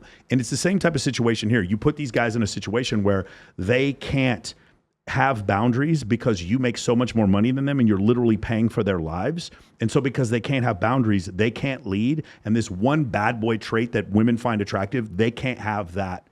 This is just my hypothesis. They can't have that trait. This new guy that you meet in Italy, he kind of still has a take it or leave it attitude. You can see that probably other women find him attractive too. You understand that his life would probably still be okay if you weren't in it. And because of that, you might find him more attractive and might be willing to do more of those things that generate genuine desire. I respect him more. Like I said, like it came to a point where I was realized how much respect I had for him. And then the lack of respect, like I said, with my exes, I was like, I think and not like consciously, I just think subconsciously I had no respect for them. And I don't know. I could never be soft with them because I was always. Because you were the man in the relationship. That's why. By the way, we're not saying this is wrong. Yeah. Would you say this is the situation you're in? Oh, by the way, it's not a fucking intervention. But I'm just telling you, like that's kind of why this is, because I don't want this to happen. I don't take offense to it. I mean, I've watched myself. I don't think you should change. I think you should keep going on the direction you're going. For the record, that's my for sure stance. Just a billionaire with like 4 slave men. I think like where you're going, bro. Like you're making so much money, but this has nothing to do with money, right? Money was a byproduct of the character traits you have as a person, right? You're hardworking, you're focused, you're smart, you're a go-getter, you're independent, all these things. I don't think you should stop doing any of those things. I just don't think you've meshed or looked for the right characteristics in a man. Like the men you were dating are like the girls I was dating. You know what I'm saying? Yeah. Not always wife material, or husband material. That's all. I think that's all he's saying. I think I stand on the record for sure. I don't think you should switch out no matter what. Yeah, but you also understand that for a relationship to be successful for you, you have to be able to lead. Yeah. Yeah, for me, yeah. Well, I don't know, man. I could see myself in a position where the girl is so rich and such just that I so if you read the literature on this, one of the leading causes of divorce is when a man loses their job and the woman makes more money than the man. It's a leading cause of divorce. Like I've come to terms with the fact that any man I meet or date, I'm going to be making more money than them for however long I'm doing this. That's why she won't date me, I can introduce you to a few. Like, go to dinner with Dan Fleischman. Everybody there probably makes more money than you. Seriously. But they're like, those men are like older or married and like all that stuff. Every one of those dudes is younger than me, and I'm 46. Every one of them. We all play cards together on Tuesdays in Encino. Every single one of them's younger than me. Okay. Well, guys that I would get with are, like I said, you need tattoos and like. Also, I don't think there's. I don't need that. She needs DECA and tattoos. I also don't think there's anything wrong with the trajectory of the relationships you've had. I don't think that's inherently wrong. You've had a few boyfriends. Some lasted a long time. Some didn't. They broke up. That is absolutely normal. Everybody has relationships. Some that last. Some that don't. They all break up, and then you finally seem to be very against them at the time. Yeah, I think that. Well, the people that you're dating, I'm not super fond of usually. Not that it matters. Not that it stops you, but I mean, to some degree. But like, I also don't think that it's like a bad thing. Like, who cares? Same with me. Same with Michael. Like, we've had relationships. We've broken up. We move on. I've dated girls I knew that were red flags. But the thing is, what happens at some point, it's not even that learning from your mistakes is like another level of enlightenment, but thinking about thinking. Like understanding, why do I have the motivation to do these things that I do, instead of denying that you have these motivations. Like, again, if you meet a girl who says that her last 5 exes are narcissists, there's something wrong in the wiring where she keeps choosing that type of archetype and then questioning what that is rather than just blaming the man for it. Do you understand what I'm saying? Yeah. Like, that's what I mean. Like, thinking about, the term is called shadow work. Thinking about thinking, or thinking about thinking about thinking, and thinking about why the other person is thinking what they're thinking. Having empathy for other people. I think that's like a really great way to communicate. I do have a question for you. You mentioned that, so we had a discussion before, like you're not into threesomes, you don't like girls or whatever, but you said you did have a threesome after you broke up with your boyfriend? I've had threesomes before, but the last threesome I had was years ago. Okay, so I think what a lot of guys would want to know is, what causes a woman who doesn't like to have threesomes to all of a sudden have a threesome? I guess, I mean, don't knock it till you try it. I didn't know, I wasn't into it. I tried it once, didn't really like it. I thought it was maybe the situation and the people that were involved, so I tried it a couple more times, and I was just like, this just isn't for me. With different people? We talking 2 girls or 2 guys? 2 girls. Yeah. I'm just curious. I was casually, I was talking to some guy, and we were talking to the point where it was so casual. I mean, he let me know that the friend I had, he thought was attractive. Yeah. And so I was like, fuck it. You know what I mean? And so I brought her back, and we had a threesome, and it was terrible. And why was it terrible? Nothing got accomplished. Nothing got accomplished. So in my mind, I was like, this was bad, but maybe it was bad because he didn't know what he was doing. Okay. And it was inexperienced or something, you know what I mean? So, and we were all drunk, you know? So I was like, maybe I need to try this again under different circumstances. And then it was bad again, same thing. The guys just tend to freeze up and fail at their job. I'm confused. The girls, not me. I have no idea what you. I had a sick one the other day. No, I'm fucking like Steve Nash with the assists, bro. I don't know what you're talking about. I've heard this. I'm the 3-pointer right at the buzzer. Like, there's no failure. I've heard this from Steph Curry with the shot. Steph Curry, bro. Like, I was like in the clutch. There's absolutely no stopping me. No, and like that's probably why you guys can't relate, because usually if the threesome goes bad, it's always at the guy's fault, because like. Yeah, sure, I can see that. I can see that. A lot of the girls that I had the threesomes with, I'm like, I don't know if this just isn't my thing, or if this is, and they're like, no, I've had a lot of threesomes. Like, this dude sucks. Like, you need a director. Yeah, for sure. Yeah, and then I don't know. Like when I said, you can do it and order Taco Bell at the same time, then one person takes a break and then eats the Taco Bell and then jumps back in. We have that video for my birthday a few years ago. Remember, Catfish was the water boy for the orgy. I do remember spot that. on. Yeah, you understand? Yes, yeah. there's. Yeah. No, like, and sex with my girlfriend is important because she is the most important woman in my life. A threesome is a fucking sports game. Like, it's me. It's fucking 5-on-5 basketball. There's too many buttons to push. Like, I don't know which one to do. And like, or they would just like be like, okay, there's 2 of them and one of me. I'm just gonna like lay here, and like, it was just like, yeah, you just pick one at a time. That's generally and like I said, and these were all guys that I'm trying to think. I think that every time I had a threesome, it was with my guy. Like, or the guy that I never was dating. So you were never a unicorn, is what you're saying? No. I was always the one where the guy like wanted Liked it, was you, too afraid to ask, like whatever. And I've always had hella hot friends my whole life. And you were always drunk. No. You've done it sober. Yeah. And that was worse or better? The same. The same. And so, like I said, I've always had really hot friends, and if I was just casually talking to a guy or hooking up with a guy and it was nothing serious, they'd always express me like, damn, your friends are hot. Like, oh, damn, this. And I'm like, this one? Got her. You know what I mean? Like, I'm not going to date you, like whatever. Like, let's just have fun then. And I was, I'll do anything. So you have any advice for your friend here? I don't know. It's again, it was the guys. No, sometimes, so generally, what your experience, there's a couple of pieces that you're missing when I hear girls have a good experience with this. Like being outrageously attracted to a woman is the first part. So you saying that your friend is hot for the guy, the girl should be hot for you. Like the number. But that's the thing is I'm not attracted to women. So there you go. So that's why I'm saying there's probably no way to fix this. So yeah, it's like not only were the men terrible performers. That makes it really hard, actually. No, not only were the men not terrible performers. Like I personally would never. I have zero interest in.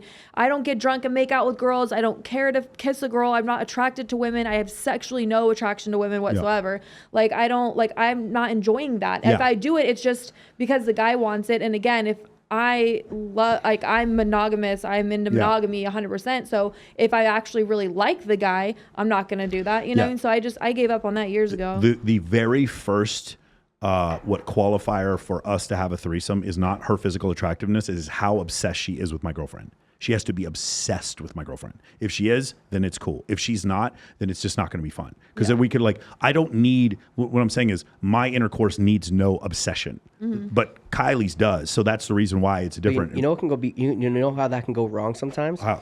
When the unicorn is so obsessed with your partner that while you guys are in the act, that the unicorn is scared to offend your partner by showing you too much affection. So then get left out in the cold. That's definitely happened, yeah. But then she has to get permission from the primary. That's definitely happened. Which could be a complicated thing, because for me, my best group sex scenarios are when there's just an easy flow of energy from person to person to person, like fluid, like just like this. So when I have to keep stopping for someone to be like, is it okay if I do this? Is it okay? It's like you're really jacking up the flow right now. Yeah, agreed. Yeah. Yeah, don't do it anymore. That's so good. We're just checking. Gave that up years ago. Yeah, so. Cool. You did mention this. I haven't. You were at a concert and you had sex with your boyfriend and he was there, and you were on stage or something like that. Yeah. Is this bad? Okay, we don't have to talk about this. No. Yeah, I mean, what do you want to know? Like you said, you really like public sex. Mm-hmm. Yeah. Yeah, it's just like a lot of things. It's a very common thing. I don't know. I honestly don't even know how that started or like where it escalated or at what point. I think, shout out to OnlyFans. I think it just gave us an excuse to try to make new content. Like, what haven't we done? So that's the reason why, just for OnlyFans. No. Like, I genuinely like that. Like, but I think that caused me to like embrace it more and give me a reason to try to be like, where all can we do it? You know what I mean? And just always looking for a place no matter where we are. And then like it got to a point where that just like carried on, like even not onto OnlyFans. It was like we'd be somewhere and be like, you know what I mean? Like, and like I do like that. I do enjoy that. But I don't think I would have like discovered or embraced it as much if it wasn't for OnlyFans. Claudia Rose made this funny TikTok one time. She goes, you know when it's true love? And I'm like, what Claudia? He goes, when a guy wants to have sex with you off camera. That's when you know it's true love. Oh, God, I love her. Oh, I'm going to send her this. I miss her so much. She's such a fucking funny girl. Yeah, she's hilarious. Yes. So here's another thing. Let's go way back, because there's something else you mentioned before and you didn't have the answer to. You had a brain aneurysm when the first day we met. You told me about this. Did you ever figure out why you had a brain aneurysm? No. You still don't know this point? No. Because she's too smart. Brain works on overdrive. Is that what happened? Yeah. Yeah. That's why I got 2 of them. No, they said that they call it like the silent killer. They don't really know what causes them, and there's no way to really detect them unless you're purposefully looking for them. I got really, really lucky. I was really blessed that everything happened exactly the way it happened for them to find it, because I was weeks away from dying, and I didn't even know. Can you lift heavy now? Because you remember you couldn't lift heavy. Not really. I mean, I can lift heavy, but I should never be like straining, which I used to do when I lifted like super heavy. Just as a preventative, because that can that can cause them. Anything, stress can cause them. It can be hereditary, head trauma. Like there's so many things that could cause them that they don't really know. But yeah, no, I forever will not be lifting heavy. You also mentioned something that I thought was interesting was your beliefs about meditation and therapy. Mm-hmm. You don't particularly like therapy as much as meditation. Do you still have the same viewpoints on that? Because that's been a big topic of discussion where the one topic is therapy is kind of made more for women by women, and men don't really benefit as much from therapy as women do. And this is, again, I know so many people that wrote me after that. Yeah. And were like, well, you're telling people not to go to therapy and therapy saved my life. And this, I specifically said it's not for me. Yeah. I tried to go again. I've gone several times off and on to therapy. And, you know, all I learned through the meditation and the books, you know, were like what you think, what you feel, when you act on something, like that's how you really bring it to light. And when I was going to therapy, I was thinking, I was feeling, I was talking about. So because you're bringing these things to the forefront. Yes. And it's, oh God, it's such a deep, deep subject to dive into. But obviously you need to bring things to the forefront. Sure. You need to process them and feel them and talk about them and whatever. I just didn't feel like the way it was done in therapy was helping me. I felt like it was making it worse. I thought it was more like, let me bring up all your problems and not give you any answers or solutions. And I've been telling people to watch that one Netflix, Jonah Hill. What's it called? Jonah Hill, and he interviews his therapist, and his therapist touches on this about how, you know, he does therapy in a much different, like non-traditional way. And a lot of therapists go against his teachings because of what he does. But he said he hates that how they were taught was to bring up all these problems for people and leave them feeling hopeless with no solution. And that's exactly how I felt.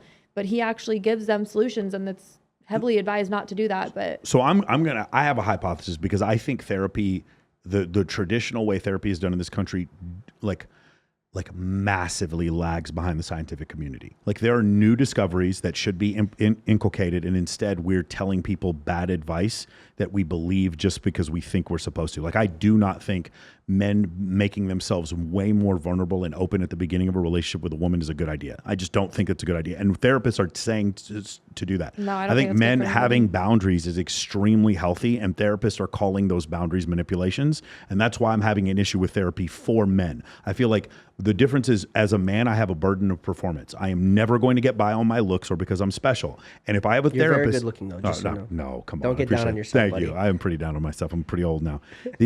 But as far as the therapy thing is concerned, if I had a therapist who was female and did not understand that things are not just going to be okay, and I always have a burden of performance, I need a performance coach more than which is what I do for a living. I'm a performance coach. I would need a performance coach before I would need a therapist, because I, as a man, have a burden of performance. Women, on the other hand, don't always. Sometimes they do, but they don't always have a burden of performance. They have a burden of, a lot of times, emotional baggage that comes up to the top. And the reason why I was going to bring this thing up before is because and if you don't want to talk about this, we don't have to, but you mentioned on the last podcast that you were diagnosed with bipolar 2 and you got medication for it. Mm-hmm. And so because of that, some of the feelings that you have or some of the bad moods that you have are neurochemical. And so bringing them up to the surface might not even be beneficial. Do you understand what I'm saying? I was actually told that by my psychiatrist. And here's something I also didn't know. I thought therapy was therapy and you just had to try to shop for a good therapist. Yeah. I did not know there's a difference between talk therapy and DBT therapy. Yes. And when I told her what was happening when I was going to talk therapy, she said that's because you need DBT therapy. Yes.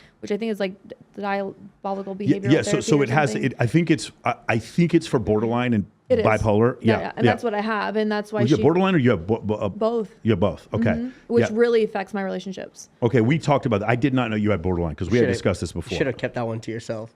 No, it's dude. They're lining up. Who the fuck cares? They're lining up for her. Just so people understand. Just it is under control, people. I'm on lithium. It's okay. Just for people who don't understand. This is funny. One of them is a mood disorder, and the other one is a personality disorder. So the mood disorder, you can actually work with.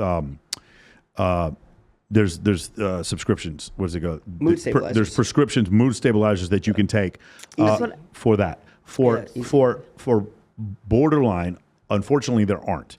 She actually told me that the mood stabilizers do, and my DBT therapist said that the mood stabilizers actually do help with borderline. Okay.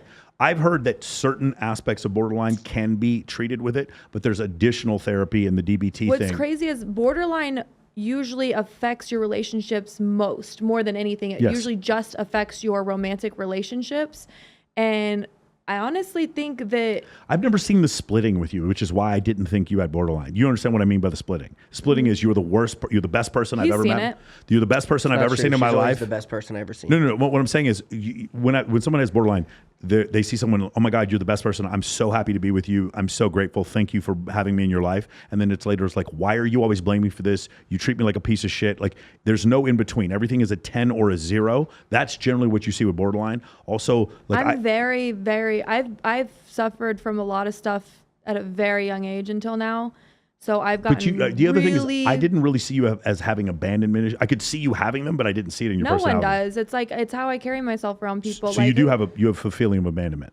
Oh, I asked, Mikki sees me in a light that no one else We're not sees. going to leave you. Me and Mikki are not leaving No, you. We're no, your no, friends. no. Never leave you We're never behind. leaving you, girl. What I'm saying is I've been dealing with these issues mentally for my whole life. Yeah. And up until recently, I didn't even know what they were. So this whole time I'm finding ways to try to control it myself, unmedicated, no therapy, whatever. And I'm very mentally strong. So I do have these issues, but I can control them better than almost everyone I know up until a certain point. I mean, no one's really experienced my depression and stuff either, but I'm very big on when I'm around people, when I'm in public, when I'm doing certain things, I can put on a smile and I can front so good, but when I go home, it's different. He lives with me, so he sees a different side of everything. But I could, everyone who's seen me be like, oh my God, you're unfazed, you don't care about anything, you're great, you're this, you're that, you eat them alive and spit them up and chew them out, but he sees the other half of it. So do the mood stabilizers help with the depression? 1000%. I don't even, and my therapist, I actually just went and saw my psychiatrist today, and she was surprised. She said, I think you're the only patient I have on mood stabilizers that isn't combined with either antidepressant or antipsychotic, especially someone who's bipolar. Have you had seizures before? No. Okay. Nope. That might be part of the reason why. But yeah, so I have an amazing amount of control over it, but I also think my splitting who I was dating at the time played a huge fucking part in it. It wasn't like I had some great healthy relationship with an amazing guy and it's like, oh my God, she's splitting for no reason. It was these guys who were love bombing me and I was like, you're a 10, and then they were turning out to be pieces of shit and I was like, you're a 0. Do you ever feel like you made any of the stuff up? Like, do you ever feel like, because that sometimes does happen with people who are bipolar, is they start making up things, slights that don't exist, or making themselves a victim when they aren't actually a victim? I think there might have been specific arguments where I did, but I think it was justified based on the fact of like that the relationship in a whole. Like I could go to Mikki and say, hey, I think I'm being irrational because here's what happened. This is what I said and this is what I did. That's a lot of self-awareness for a woman to ask a man, I think I'm being irrational. That's pretty amazing. She asks me all the time. That's a very high level of self-awareness. She's so sharp. I think you should lean on therapy. Like that's a lot of growth. Yeah. For you to say that. Like I know very few women that would actually do that. I could also say because she does that with me, right? I'm a big sounding board. Yeah. I don't think she's made up any of the scenarios. I think she's For sure. hyper aware and they are exactly as she perceives them to be. I think the guys, when they're good, she's like acknowledging the good. She sees it. When they're bad, she sees it. I don't think there's delusion there. That's what I'm saying. I might not even be that way. It might have just been my choice in men. That's what I really think it is. Could your choice in men also have something to do with an abandonment issue? Meaning, no, that's all my family. I disagree. I think it could because you take men that it's much harder for them to abandon that's exactly my point. That you put men in a situation where they can't abandon you. Do you understand Then what I'm that saying? wouldn't play into my abandonment issues. That made me feel more secure, if anything. That's my point. That's why you pick them. That's why you're self-medicating. Yeah, no, but we talked about that. Yeah, That's you're why I said self-medicating with men. The reason I picked the men I picked in the past was because, or you asked me, like you said, I did something similar to someone else we know, and you were saying, I said something to you, and that's when you called me self-aware. I said I think I need control because, you're like, you're dating men who have no money, who have no this, who have that, and I'm like, oh, well, then they can't leave me. Then they can't leave you. Yeah. Now that makes a lot more sense because that is the core of what borderline is it's centered around abandonment. And but then I realized when I'm picking men like that, I'm picking men with very poor qualities and they have nothing to offer me, and then I'm unhappy. So it's like, leave me or make me unhappy. I think women hearing this, you say this is helpful. I do, because you're saying these things that are quite obviously true, and a lot of people don't want to do the work to admit these things. I have issues. And see, none of this was done through therapy for me though. Like I appreciate you saying I should lean into it, but what happened with meditation was I didn't learn any of this through therapy. It was all through meditation, and I still was, doing the whole like bringing up past feelings and emotions and situations and feeling them and dealing with them and whatever. But I kind of got all the answers for myself, but it really took me sitting with myself for hours and hours and hours and recognizing my issues and then playing out scenarios and wondering why they were that way and taking accountability for the parts of it that were my fault and then the parts of it that, weren't. But at the end, it's all my fault because I mean, if they're bad people, it's like, okay, well, what's so wrong with me that I'm picking those kind of people? You know what I mean? Like bad people are everywhere, but why am I choosing them? And so when I started choosing them, that's when I was like, well, if I date these guys with no jobs who have no house and no car and no this, no that, like I don't have to worry about them leaving me. But then it's like, well, that also puts me in a very vulnerable situation where I now have dead weight and baggage because I'm dating this guy where say I lose my job tomorrow or something bad happens or I'm sick and I can't do something, like I can't fucking lean on him to be like, don't worry, babe, I got us for the next month. Like this guy's completely incapable of taking care of himself, let alone me. Like I'm fucked. And then it made me feel even worse. So then that's when I started realizing like I had to change. Yeah. I think it's a ton of growth. Let me ask you a question real quick. You went to see a therapist first who referred you to a psychiatrist? Because I don't believe a therapist can prescribe for you antidepressants, right? I went to a psychiatrist and then she told me I should get into therapy. And then I was seeing her for about a month, and then she said, you should try therapy. I said, because I'm very, very against medication, by the way. I'm totally against. A lot of people don't know this process. So you started with a psychiatrist. And a psychiatrist is a medical doctor who can prescribe medication, and a therapist might not be. Therapists cannot prescribe medication whatsoever. Right. Psychiatrists can, psychologists do both. So I didn't know this. I told you I was trying everything. Acupuncture, bowl. I went to a therapist.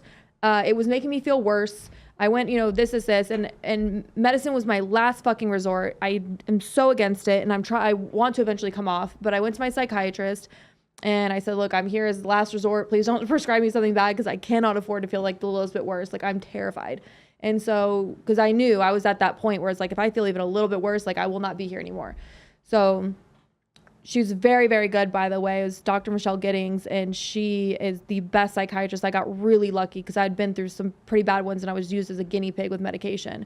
So she really listened to my concerns, my worries about being on medication. She started me off at a low dose, worked her way up, and then I obviously started to feel better because the medication made me feel better. And I was like, I'm, like typical, like I'm better. I don't need medication anymore.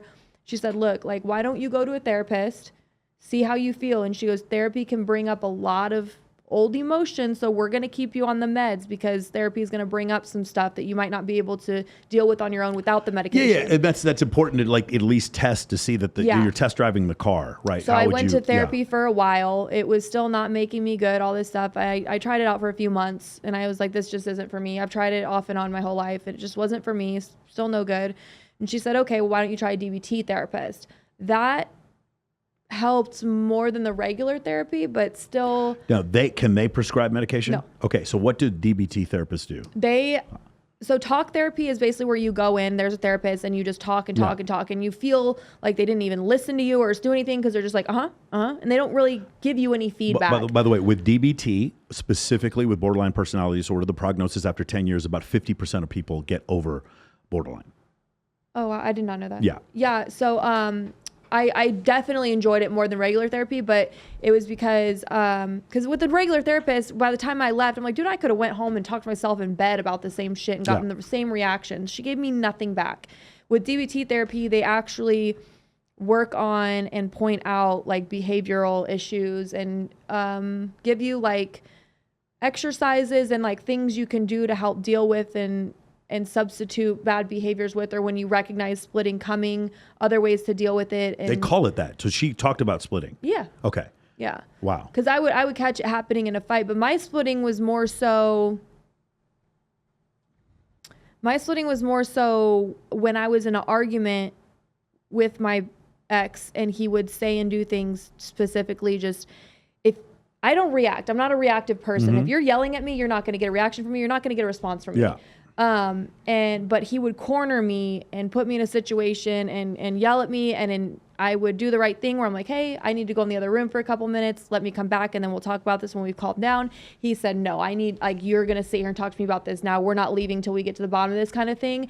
And he would push and push and push. And I could feel it coming. And I was like, oh, here I go. And I would just lose it. And I would say and do things that I should not have.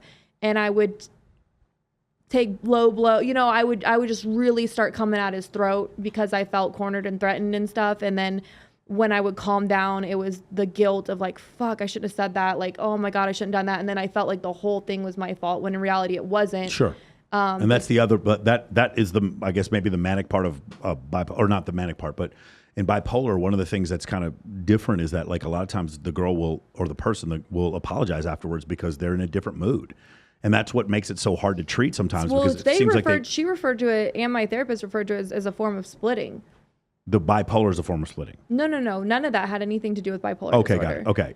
That had you're to saying okay, got the it. argument No, I understand and what the way saying. I said and did things, that's a form of splitting, because as I'm saying these things in my head, I can recognize like, fuck, I shouldn't be saying this. I know I don't mean that. I'm just trying to fucking hurt him. So you're at aware this of point. it. Okay. I'm self-aware of it, but I can't control it or like stop it at the time. Okay. I just have what they call an episode. Yeah. And I just go off the rails. And then once I calm down, I'm like, fuck. But like in reality, it took me a while to learn that like, although I shouldn't have said and done those things and like I was wrong for that, the whole gist of the argument that started was what he did wrong. And I was cornered, and he wasn't being respectful of the fact that like, hey, I acknowledge I have, you know, BPD and I need to go in the other room. I need to calm down and then we can come back and talk. And he wouldn't allow me to do that. He would almost push me to the edge. Want to keep fighting. And then I would blame myself for it later. So I had this problem with like guilt, and I would blame myself for everything because I was so self-aware that I just took accountability for all of it. And then that's another reason why I had a hard time leaving my situations, because I really started to question, like, is it me or is it them? And, you know, they would feed into it being me even more. And then that's when I would go to Mikki and Mikki would be like, dude, you're like, they're fucking brainwashing and making you go crazy. Like, you're not normally like this. Because he's seen me when I'm single and I don't have a guy around, and I a lot of my issues go away. Interesting. Like, I don't have a lot of my problems unless everything I have mentally, I feel like is always based around a relationship issue. I would agree. Well, everything else is easy to solve because there's only one moving piece, right? Like something goes wrong, like a pipe burst, right? I'm using an example. A pipe burst, you know how to resolve it. You go online, you find a guy who fixes pipes, you call the guy, price quote, have him come over, fix the pipe. But when you're dealing in relationships with another person, it's not cut and dry because they can change. The pipe might have burst by the time you go to fix the pipe. Now also their electric is off. And then once their electric, you go to fix their, you know what I'm saying, when you're dealing with people. Well, one of the problems with either one of these disorders is that there's these manic moods, and especially as a man, if you've had this experience. I think a lot of people don't understand what mania is, though, because that's not a manic mood. No, I'm not talking about with you. What I'm saying is, like, if you've ever met a girl, and I've had experiences like this before, where you meet her during a manic episode and she's just down for anything and so fucking fun and easygoing, and then the next time you see her, like, everything's crazy, but like you think you did something wrong, but it's actually she was just having an episode, but it was a positive episode, and that's the kind of thing. Bipolar is just highs and lows. Yeah, exactly. Euphoria and depression. But my point is, when the lows happen, you're just like ready to end everything. But when the highs come back, then they just want forgiveness, and they're so sweet. It's one of these things. Well, you gotta understand, when the lows happen for someone like us, like, we don't want to drag other people down. It's almost like a very selfless act of you intentionally pushing people away because you're ashamed of how you are. Okay. Got it. So it's like, if I'm sitting here and I'm having the time of manic, I'm having the time of my life with this guy and everything's great, and then I start to hit a depressive episode, it's like, fuck, like, I don't want you around me. And it's not because I don't want you around me. It's like, I don't even want to be around myself right now. And so you kind of like push everyone away because you, one, don't want anyone to see you like that. You're kind of ashamed, but then you're also like, don't want to put that on, like, you don't want to make other people feel bad. So what do the mood stabilizers do? Do they stop that? So with someone who's depressed, it's because they're lacking, you know, serotonin. Yeah. As someone who has psychosis, they're lacking other chemicals.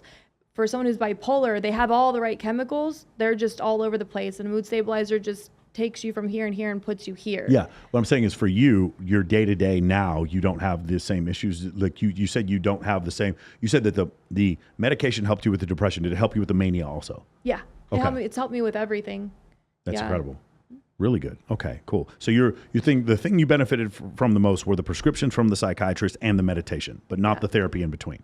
No, the meditation's kind of giving me my own form of therapy, and it's helping me find my own answers. And I honestly feel like it's healed me way more than anything. And I'm hoping that, like I said, I've recognized a lot of my triggers were the relationships I was in. So I'm hoping, like, if one day I find, the right relationship and it's perfect, I could probably come off the meds and be okay, especially if it's someone You think so? Really? Yeah. I think my relationships were the triggers, and I don't think I'm as crazy as I thought I was. I think it was the people I was with kind of driving me. I think the most sane person could have dated those people and felt like they were crazy too, though. I could second that. None of those men that she was dating were in any position to provide stability. And then when she's taking on their craziness and her own craziness, and then they have their own internal craziness, the output will always be crazy. That sounds incredibly fun. That's super wild. The output will always be craziness. Yeah. I have a lot of self-control and self-awareness, though, too. So with them not having self-control or self-awareness, I'm taking on their shit and mine. Yeah, I mean, and they can't lead. Like you're not telling me stories about men trying to lead. You're telling me stories about and this comes off to some people as being chauvinistic and misogynistic for me to say this. I truly believe that for a relationship, for most, I'm not saying there's definitely like maybe 14% of relationships don't need to be like this, but the majority, the middle 86% of relationships need to be where a man leads. It doesn't mean he bosses her around, but he needs to be the one. Like again, there's someone downstairs, honey, without hesitation, I'm grabbing the shotgun and going downstairs because I'm a man. As chauvinistic as that comes off, that is what he needs to be doing. There needs to be an inherent feeling that I need to feel shame if I do not provide for my family, and I need to protect my family. And when we make decisions, at some point I have to be the tiebreaker. That's what I'm talking about for a man being able to lead. And the most successful relationships that I've seen that last 75 years are the ones where a man leads. And you don't really put men in a position. Again, that part was my opinion. This part is not my opinion. You don't really put men in a position where they could do that even if they wanted to. Even if they wanted to? Even if they wanted to. They don't make enough money. Like there's like they can't. It's not leave. even the money. It's not even the money. I don't think money plays a part in it. It's like I think what I was saying earlier applies. That it's not the money part. The money is the result. Yes. The result of everything else of who you are, which is all good stuff. That prevents a weaker man from being able to lead. I have a question about, so you don't want to get prescribed narcotics. That was one of the first things you said to the psychiatrist. And the reason why was probably the craziest part of the story that you told me was you getting off opioids back when you were in Texas. Mm-hmm. Can you go in? How did you get on? Because there's an opioid crisis, obviously, right now. People are getting sued. Pharmaceutical companies are getting sued because of the way that they were prescribing these things. You had a problem with it, but like to the extent that it was crazy when you told the story. What happened there? Your boyfriend got you, like your baby's daddy, when he got you on. Yeah, I mean, he definitely kept me going. I was on him before I met him, but it was to a point where, like I said, I didn't think I had a problem. He had unlimited supply pretty much. So every morning, I mean, like I said, my breakfast every day was a Red Bull, 2 of the little pills, and a bag of peanut M&Ms, pack of Camel Crush, and we just go. And you mentioned before that in Houston at the time, because you remember like people talking about sipping lean and purple drank, and like you would go from one pain and back doctor to another. You could just get unlimited prescriptions. Yeah. There was no ties to like, oh, well, you were just prescribed this by someone else. They were called, the sign said pain and back doctor. Yeah. And they were in every little strip mall. You just walk in, say your back hurt, and they'd give you a bunch of fucking hydrocodone, somas, whatever you needed. And then I could drive further down the street, 2 hours apart, same day, and just hit up 7 of them at a time. And you mentioned that the withdrawal symptoms, you started feeling sick. I felt like I had the flu, but I was also withdrawing from a lot of drugs at that point. When I finally decided to get sober, that was not just the painkillers.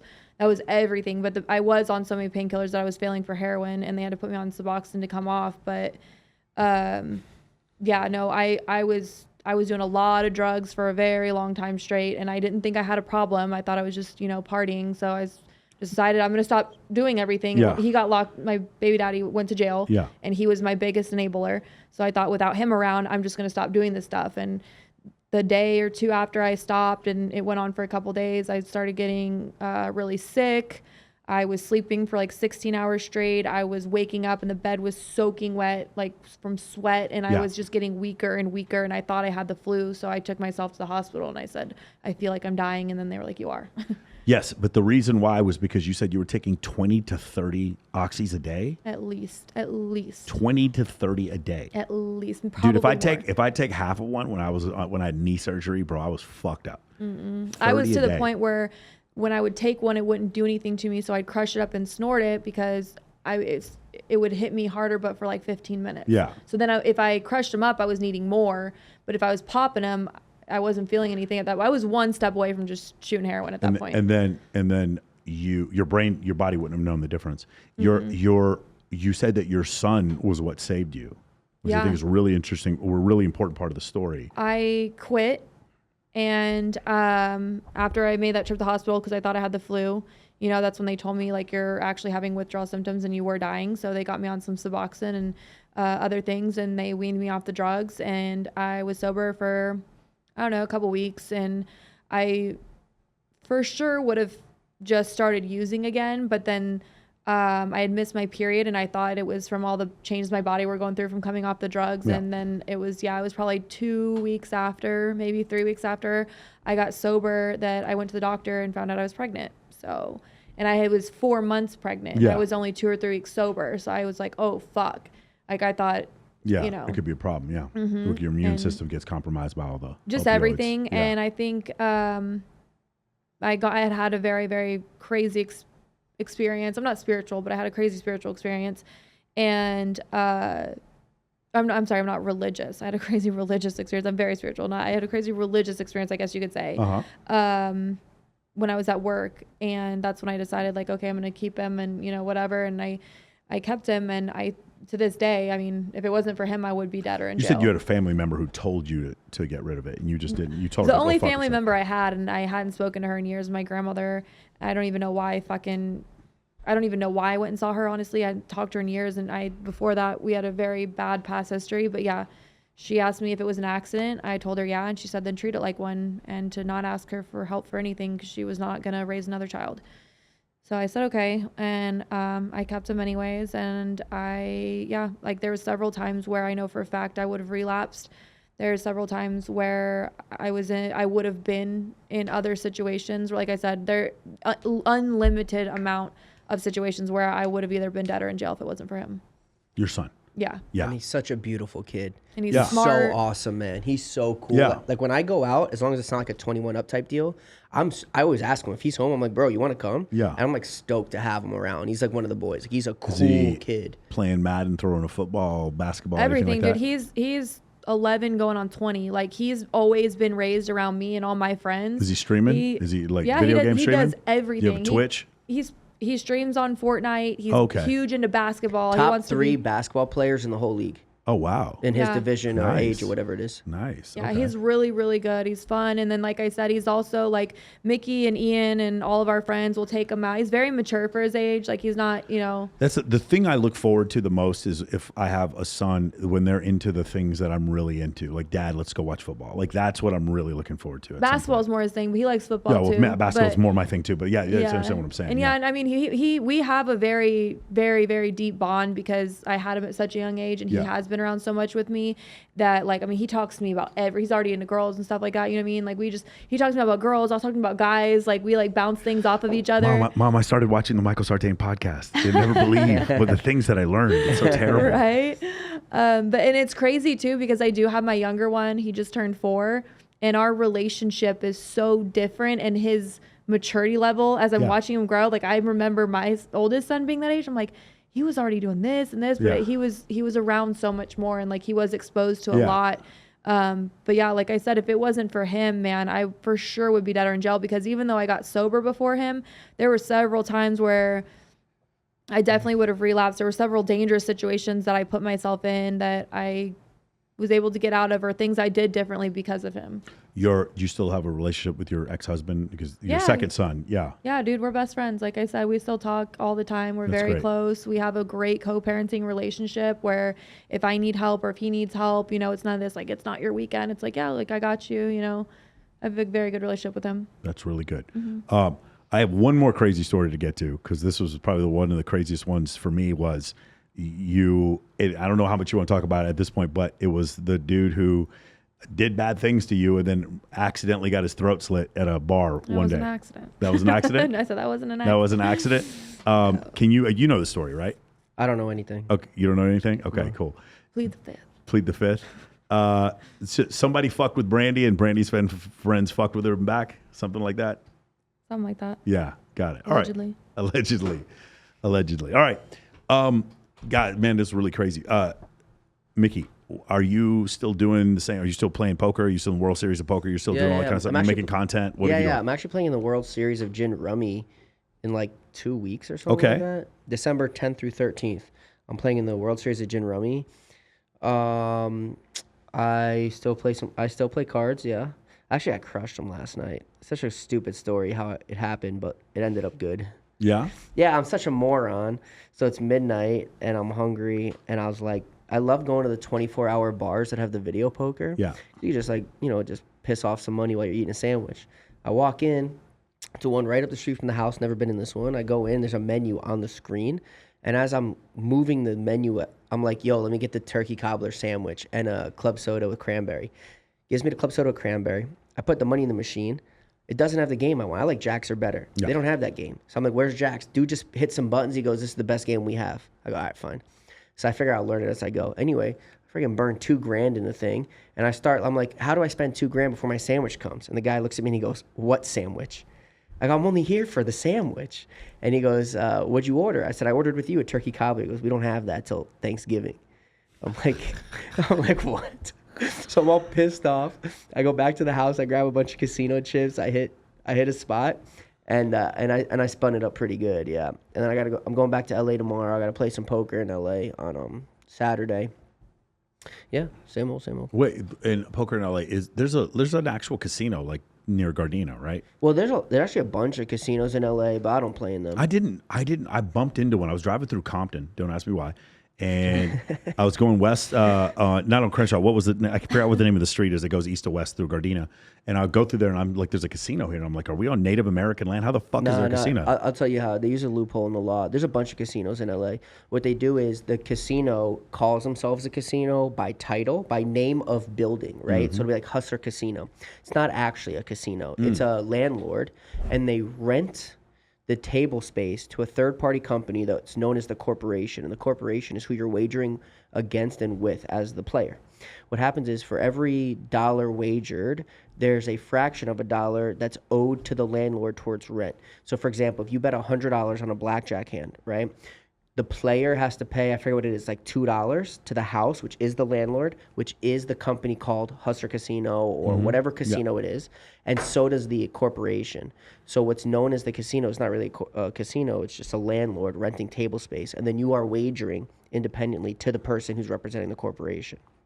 It's a terrible way to gamble, for the record. No, for sure, but how does the state of California allow that? They just because they're getting their cut. I don't have those answers. Yeah. I'm not on the board. Believe me, I'm not a politician in Los Angeles. I remember seeing that. I'm like, how the fuck is there a casino right here? There's a bunch. It's an atrocious way to gamble. Yeah. But I don't play poker in those casinos anyway. Only if it's on TV, and even that doesn't matter. But I usually play private. I want to ask you, your you mentioned before, like you've always been lean. Do you have a certain workout schedule and nutrition that you keep up with? No, I played soccer my whole life growing up and other sports also, but mainly soccer. And I had a very strict strength and conditioning coach. Diet, never. I never had a strict diet. I think like 4 months ago, I started cutting out like sugars, caffeine completely. And I started this, I got caught wind that I had like incomplete lupus, which is like an onset of like immune disorder, but I don't like have it yet. I don't know. It's a weird way I was described by my rheumatologist. The precursors for right. Yeah. So as soon as I got that, I was studying up on Dr. Sebi, and he does like this alkaline diet thing. And so I ordered a couple of his books, and I started on an alkaline diet. That was intense. It's basically just vegetables. It's all it is vegetables. So I was like, this is not sustainable. I cannot maintain this. And so The attempt is to remove the acidity from your body. Right. And it's to alkaline your blood level to where no disease or viruses can exist, which is insanely accurate, and it does work. I've seen it with people, but I personally just can't sustain it. I need food. And so I started just kind of doing it based off of like the pH scale. So I'll incorporate like eggs and chicken, which aren't allowed. But like for the most part, I try to stay on like a 7.0 or higher pH level with food. That was just 4 months ago, though. As far as like my leanness goes, it's just my genetics, I think. Just tall and skinny, always will be. Okay. My mom was the same way. And because of that, you said your uniform is sweatpants and a sports bra? Dude, I always wear. That's what I have right now. I have sweatpants and sports bra. That's all I wear. So I have look at me. I have a uniform too. I'm just asking, like, where did that come from? It just kind of happened. I don't know. It's always been my fit. I like to be comfortable, but like you're a girl, so you got to show off a little skin. So it's either like a baggy t-shirt and no pants, or pants and no shirt. You gotta sacrifice one or the other. So, I don't know. It's incredible logic. For you, man, I remember last time we talked, you said you had a girlfriend. Are you still in the same situation? No. What's the situation like now? I thought we were going to get married. Okay. We're not. I want to know, with Mikki Mase and Mikki Mase's options, what goes on to make him think that this is the one he wants to marry? What makes this girl different?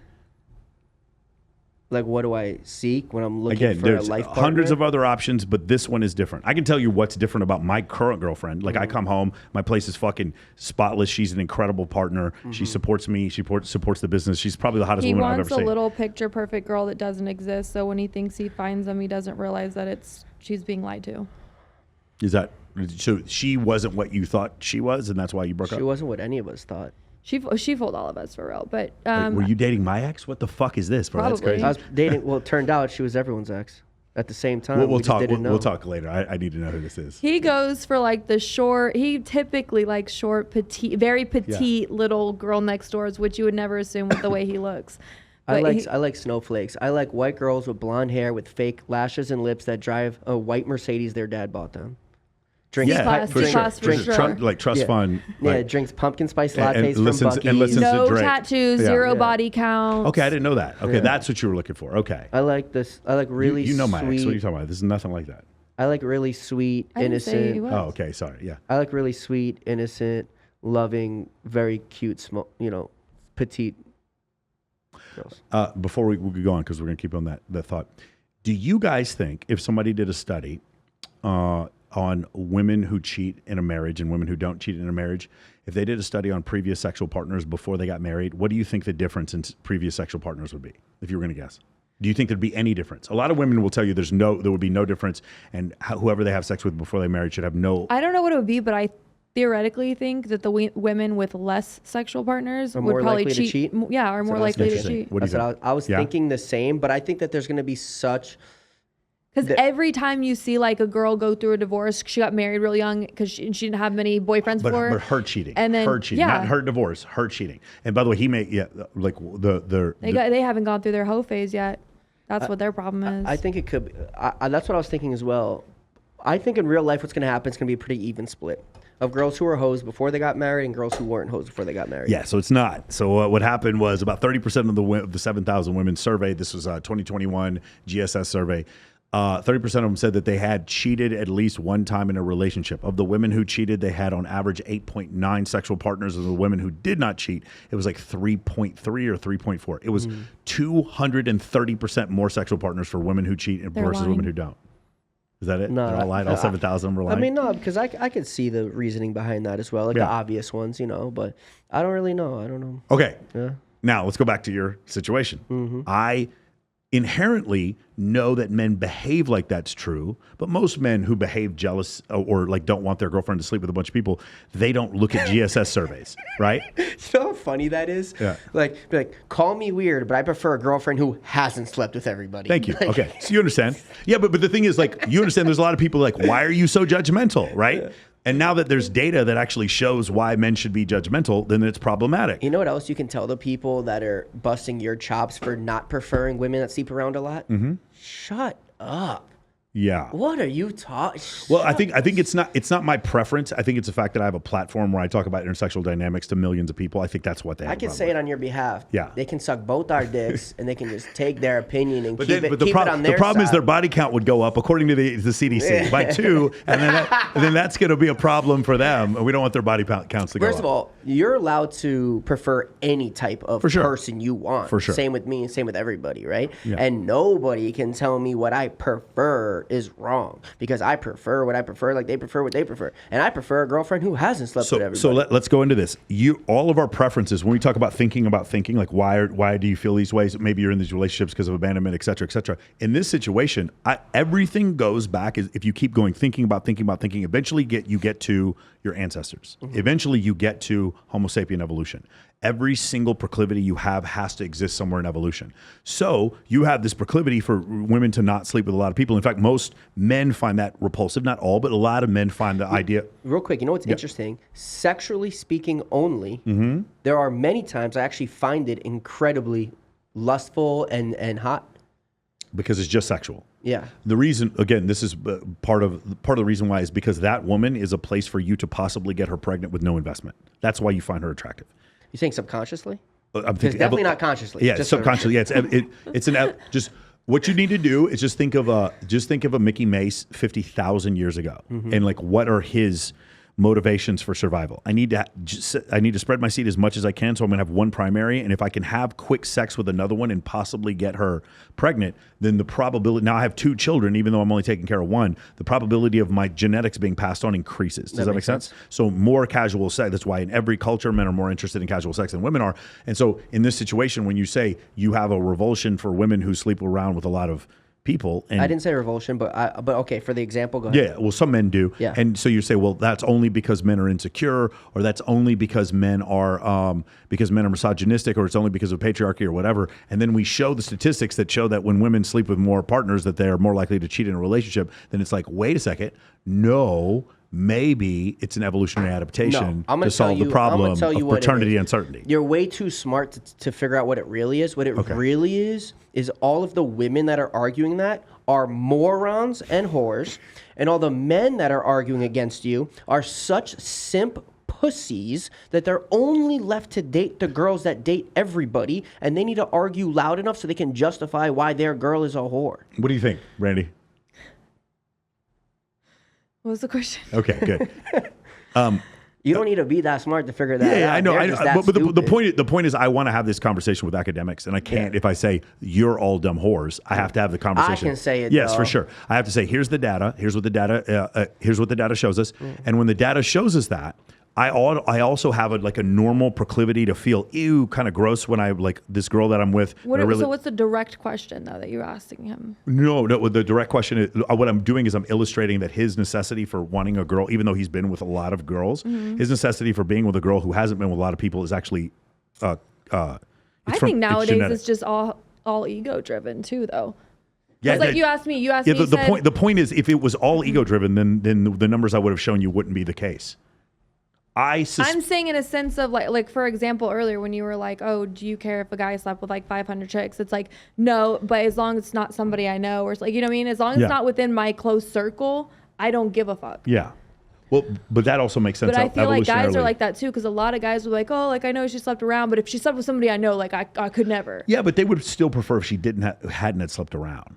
I just don't think it's as big of a deal as it used to be. For every man that attacks another man like based on his preference of women or whatever it is, they're such pussies. Yeah, it's not great. They're using that as an opportunity to infiltrate a weak woman's circle. Yeah. Let me explain to you guys. They're not going to sleep with you. No matter how much you sit there and try to jump on this thing. It's like, oh, no, it's egalitarian. Fuck whoever you want. And body count doesn't matter. I understand that you're saying that and calling me misogynist, whatever you need to do. Guys, those girls in the comments who like your post, they're never, ever going to fuck you. Maybe I'm the first one to tell you this. You know who they are going to sleep with? Us, right. Yeah. You know what's so funny? I was talking to my friend about this the other day. If you had a podcast where you just trashed women, like real, I'm not talking about Fresh and Fit or anything. I'm talking about like really just trashed women. And it got to where you had 4 or 5 million subs. Women would still be coming on your show and still fucking you, even though you were trashing women. It's so crazy. I've seen him do it to women's faces. Yeah, and then the girls still want to sleep with them. It's crazy. I've seen him treat girls like complete like a girl will come to my house and it will be me, him, and our 4 other guy friends, and they're just bashing this girl, telling her how she's a whore for even being at my house, all this stuff, and then 5 minutes later she's like, okay, and like walks up the stairs with Mickey, and I'm like, well, that's because I'm the good guy out of the group. I'm you trashed them the least. Let's go upstairs. Clay's the best, dude. Yeah, but Clay has Asperger's, so he doesn't even count. Clay is not a socially inept creature. He talked about how every girl Mickey brought over was a whore, and then this girl goes, do you think I'm a whore? And he looks over and he goes, probably. But yeah, bro, every single time a guy's like in the comments or wants to like what do you call it? Are you reading my comments? Because that's exactly what I get. Yeah, I get this all the time. Yeah. No, guys, I see it, man. Yeah. I scroll on the internet. Like I see it. When I see this, in my head I go, you're such a pussy, bro.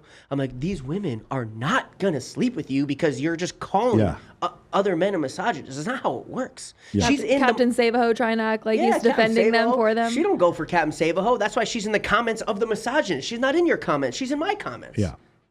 Yeah, you're absolutely right. I've definitely had huge debates with girls about things before, and then they want to hang out with me afterwards, because I disagree with them. Those are the same guys though that try to they see a guy and his girlfriend fighting, and they try to go defend the girlfriend, and then the girlfriend tells him fuck off and goes back and sleeps with her boyfriend anyway. Those guys got soft hands. Yeah. Of course, bro. It's like they're not going to sleep with you. Like I wish guys understood that, so they'd be less confused about this whole situation. And they also start convincing themselves that they might be onto something when we're wrong, because sometimes they get that validation from the females. Yes. They'll never convert. They're not going to have sex, but they'll get the validation once in a while. Like someone will reply to their comment, "You're so right. You for the girls," or whatever. I don't know what they say. And the guy's like, "Oh, sweet. I've never had this many females in one day show me attention." Yes. Even though it's all faking on the internet anyway. And they really start going like, wow, I'm onto something. The men like that attention. They like the conversation. They like the whatever. And they build a whole personality about being like a male feminist or a whatever, anti-misogynist, whatever, idiot they are. And they have like this whole, it's stupid. It's stupid. It is crazy. Yeah, I deal with a little bit of that. And my thing is that if I start bashing them, then there's a group of academics in evolutionary psychology that I want to start doing podcasts with, and they don't agree with me on certain things, and I want to have debates with them. So I never call women those names because I want to still be able to stay in that whole category. I love hoes. Like most of my closest female friends are hoes. You know what I mean? That's crazy. I can't believe you love hoes, bro. They for everybody. Yeah. They at every party. Yeah. But I love, like my favorite evolutionary psychologist is Juicy J. I still love these hoes. And my other favorite one is his brother. Oh. My other favorite one is his brother, Project Pat, who says, don't save them. They don't want to be saved. Yeah. And my other favorite is Willie D, who said, you got to let a hoe be a hoe. Yeah. Like that is just the best. Like I don't think there's anything wrong with girls being hoes or whores, right? Yeah. I don't think there's anything wrong with it. I don't think there's anything wrong with it. I think what he's saying is there's nothing wrong with it, but there's also nothing wrong with us not wanting to marry you.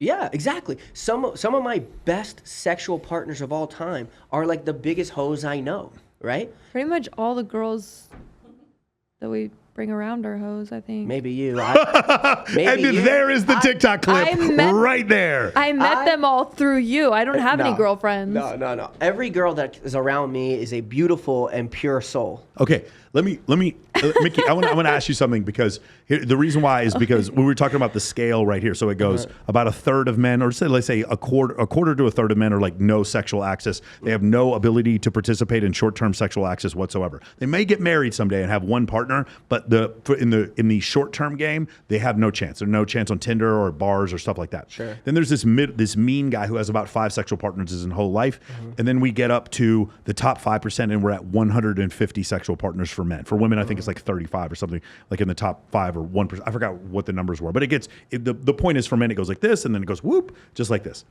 One of the things that some of these sex researchers say, the ones that don't like red pill content, one of the things they say is that there's a sociosexual group of men who are having sex with lots of women. And that is true. They're reporting they're having sex with lots of women, but the women they're having sex with are sociosexual women. And I don't think that's true. Because the guys that I know that are the biggest whores have sex with just as many women who don't sleep around as that do. Do you agree with what I'm saying? 100. So realistically, all jokes aside, I would say maybe I'm slightly above average in abilities to acquire sexual partners. And it's probably because I look like Brad Pitt. But I would say realistically, all jokes aside, if not a majority to some degree, at least 50% are truly wholesome girls with limited sex. Yeah, forget I think you forget guys wholesome. are thinking these girls are, but you guys are just fucking closet whores. They're closet whores. Yeah. No, I don't. Because there's so many girls that like my guy friends all day. I'm like, oh my God, finally like a cool, wholesome, like whatever chick. And I go hang out with her and I get close enough with her. I'm like, this bitch is a bigger hoe than the other ones. She's just really secretive. That could be. Yeah. The point is, I don't. Yeah. I agree with him about the 50-50. I think there's a lot of them that are, and then there's a lot of them that aren't.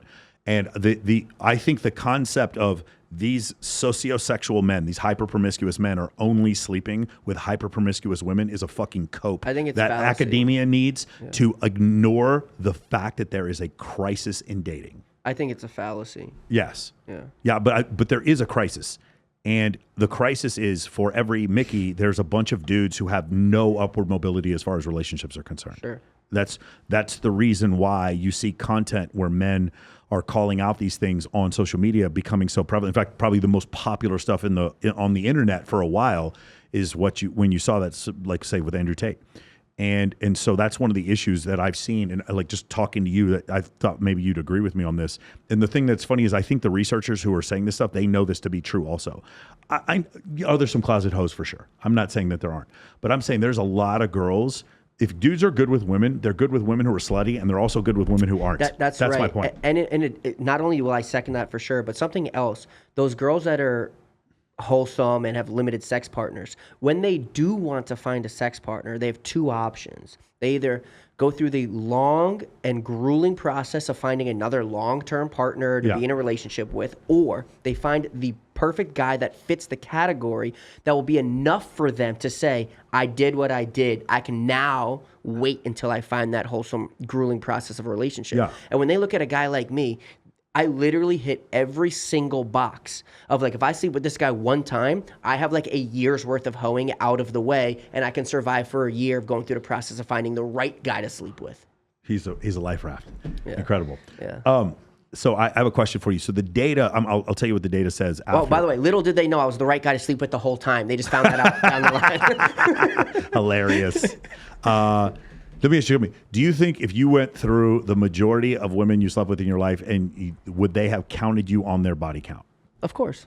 Yeah? Yeah, you think that I think a lot of them wouldn't. Like, a lot of them don't count the one time they fucked Chris Brown in the back of the thing. I think a lot of them don't count Drake. Wait a second. Hold on. You understand what I'm saying? It depends. It depends. I think you have to ask a little more specifically. That Like if you're the one they sleep with in between boyfriends, that they don't count you. I think that... Do you ever think it that? depends who they're reading the list to. Is it a list to themselves? Like, for sure. No, to the like a female friend, maybe their husband on their wedding day. They're not counting a lot of people on their list if that's the case. I don't know. So you agree with I that? would A lot of like there's No, but there's I'm a just top of saying guy who if- doesn't count. No. There's no guy that doesn't count. No. Me and my girls talk about our numbers and lists all the time. There's no one you don't count. Okay. And like I've had guys ask me my number and I've counted everybody. People really do that? You guys talk about your body count, your list, and all this? People do that? It's in the notes of your phone. It's in the notes of everyone's phone. It's not. I would put my whole net worth that you'll not find a single list of girls I've slept with. I absolutely have one. You And do? I built Is it it in when the- I was in the military. Is it in the notes of your phone? Yeah. Told you. You guys do this? It's a known thing that people in their notes. I was in the military and I had an 11-hour mission and nothing to do, and I was just like, let me just reminisce. It became a thing one year. Yeah. And then I remember getting asked, it all started because I got asked my body count one time. This was probably like 3 years ago. And I was like, I don't know. I wanted to see what my tendencies were. I wanted to see like who I tended to hook up with. That's why I started doing it. By the way, if my girlfriend's watching, this was 15 years ago when I did this. This was for me to know my body count. Yeah. And so, well, you're a different breed, but like I could actually still count mine. And so you count everybody. She thinks she's funny. We can all count ours. You just use a calculator. Mickey could not. I would bet my life he couldn't. All right. Anyway, yes, I see what you're saying. What was the thing we were talking about? I'm actually surprised you guys have a list or even know your body count. Everybody has a list except for people like you, which is a very small percentage of people. There's only one time in my life since middle school somebody asked me, and for sure I've never had a list. I've actually gotten asked this fairly often. What a weird thing. I wasn't there. I went through a long period of my life where no one asked me, but for some reason, the last 2 years, I've been asked a lot. Whoa, I thought it was like a Gen Z thing. People, because of this term, what they call body count. You know, like people our age, like we never used that growing up. It's like a new age term. Well, it's a term from fucking Vietnam, but yes, I understand. No, but you know, it wasn't like all the kids are on TikTok every day talking about body count. I thought it was like in the last 2 years, people just started doing it. I was not part of my life. I don't know. Check the notes of their phone. No, I don't need to know that. I don't need to hurt my own feelings. Not the girls you're with. Just like ask around to friends. Say, do you have a notes in your phone? And That's so weird. They'll know what it means immediately. They'll be like, yeah. That's so weird. All right. Anyway, so do you see the dichotomy here? He has had a lot of partners and chooses to be with someone who hasn't. Yeah, I think that's every guy. Yeah. Okay. Got it. Yeah. Or what every guy desires, maybe. You're right. Yeah. Exactly. It's more important to men than it is women. Yes. There you go. And the data would back that up. That's the point I was trying to make previously. I forgot what we were talking about before. We're talking about how handsome and funny I am. Yes, that was it. That was it. How you stratify that. Interesting. So it didn't work out with the girl. Correct. Because she wasn't what you thought she was. Well, she was actually. Yeah, they don't tell you. Yeah. You know what I'm saying? And if they just told Surprise. you, if they just told you, everything would be fine. No. What's that look for? I just, never know. She fooled all of us. She really did. She really fooled us all. She did. All of us. That's crazy. I thought I was going to marry her. My family thought so. Like, we're all in on it. Like, we all, even my friends, we all loved her so much. Like, Very Machiavellian. Like everybody kind of falls for it. Yeah. Yeah, we all did. And since then, have you had any prospects? Yeah, with her? No, just other girls. No, she and I have no communication. Yeah. No, prospects, like other girls. Oh, prospects, you said. Yeah. I started dating this like bad little goth chick that lives here in Vegas. It just didn't work out. That's okay. It was really nice while it lasted. Great girl. Then after that, I started dating this other little chick out in LA. She was super fire. And then like it just sort of like, she did like a little thing I didn't like. And I was so busy with some projects I'm working on that I told her, I go, hey, there's some issues I have in our relationship that I need to address. I need time. I'm too busy to stop my emotional investment in my projects to put the emotional investment into the conversation we need to have about our issues. She goes, okay, no problem. And in that regard, she, so to speak, fired the first shot by doing something that I would think is common sense, inappropriate in a relationship, right? It wasn't like extreme, but I just would figure like I wouldn't have done it, the other way. Mm-hmm. And then when I didn't address it with her because I was just too consumed with my other projects, she'd continue to go down that path, which is further away from where I would have liked our relationship to be. And as a little space grew, eventually just sort of fizzled out, and that was that. And ultimately, I'm single. I'm looking for my wife. I'm definitely looking to I'm looking to get married, all jokes aside. I'm over it. Yeah, I've been through it. I had the experience. I ran my rat race. And I'm looking to find the right one and settle down. Yeah, I was not looking to find the right one. I wasn't looking for anything. I just found her, and it was like, yeah, I'm going to be in a relationship now. That's always the way I've been. And yeah, it was one of these situations where I'm 46 and I never even thought about being in a relationship. I didn't care at all. And then I just met this girl, and I was like, yep, I'm taking you. You're the one I want. Yeah, I created a position that did not exist, and gave her the job. That's basically how it works. I shouldn't have said what I said, should I have? I shouldn't have, right? What do you want to not say? I don't know which part you're referring to. I'll give you a copy of this, and we'll just bleep all of it. The part where she was and being in other relationships. But you're so vague about it, bro. Maybe nobody would figure out what it was. It is kind of an issue here, isn't it? Yeah. You just wish people would be more honest about it. Well, even if she was honest, it just wouldn't have worked out. But I would have been hurt less in the long run. Yeah, I got so much came out through the woodwork afterwards. Did you see any red flags? No. No? I'm telling you, she really fooled us all. She really did. She really did. That's crazy. Yeah. Right, who do you want to see Mikki with? My psychiatrist. Hilarious. Hilarious. Who do you want to see her with? I want to see her with I think she's fit for like a highly successful, sharp, younger businessman. I really see that being fit. Do you like Italy? The Italian guy? I don't know the Italian guy, to be honest, to speak on it. It seems cool. He seems cool from what I see, but I haven't really gauged it. But I realistically, in my head, basically from day one, just envision her with like a guy who lives here in Vegas, who's like one of the guys that we know, like in our circle, like the Dan Fleshman dinner guys. Like I really, I see this being. What no. I just mean like a guy that Hey, listen, I have never, let me say this now.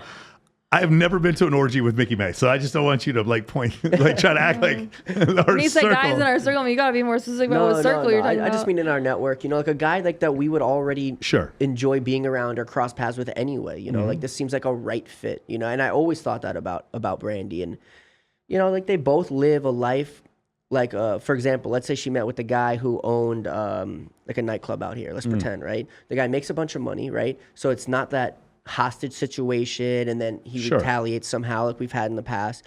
He makes his own, she makes his own, so they can add to each other instead of one taking and one doing all the taking, one doing all the giving. But because they're also in that, you know, like elite Las Vegas lifestyle, they're also not victims to that lifestyle. There we go. I'll set you up with Jason Strauss. Like, no, that's probably not going to happen, but yeah. I don't know if it'll happen. I don't know if that's the right guy for her, but that's how I always see her being. Yeah, that definitely could work. I could definitely see that. Awesome. What do you have planned in the future? Honestly, I've got some I leave for Bali tomorrow. I went to Italy, Japan. I leave for Bali tomorrow. Is he meeting you in Bali?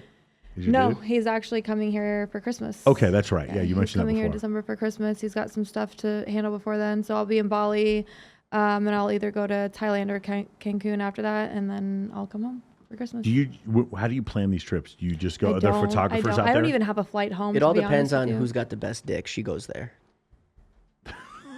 It's so inaccurate.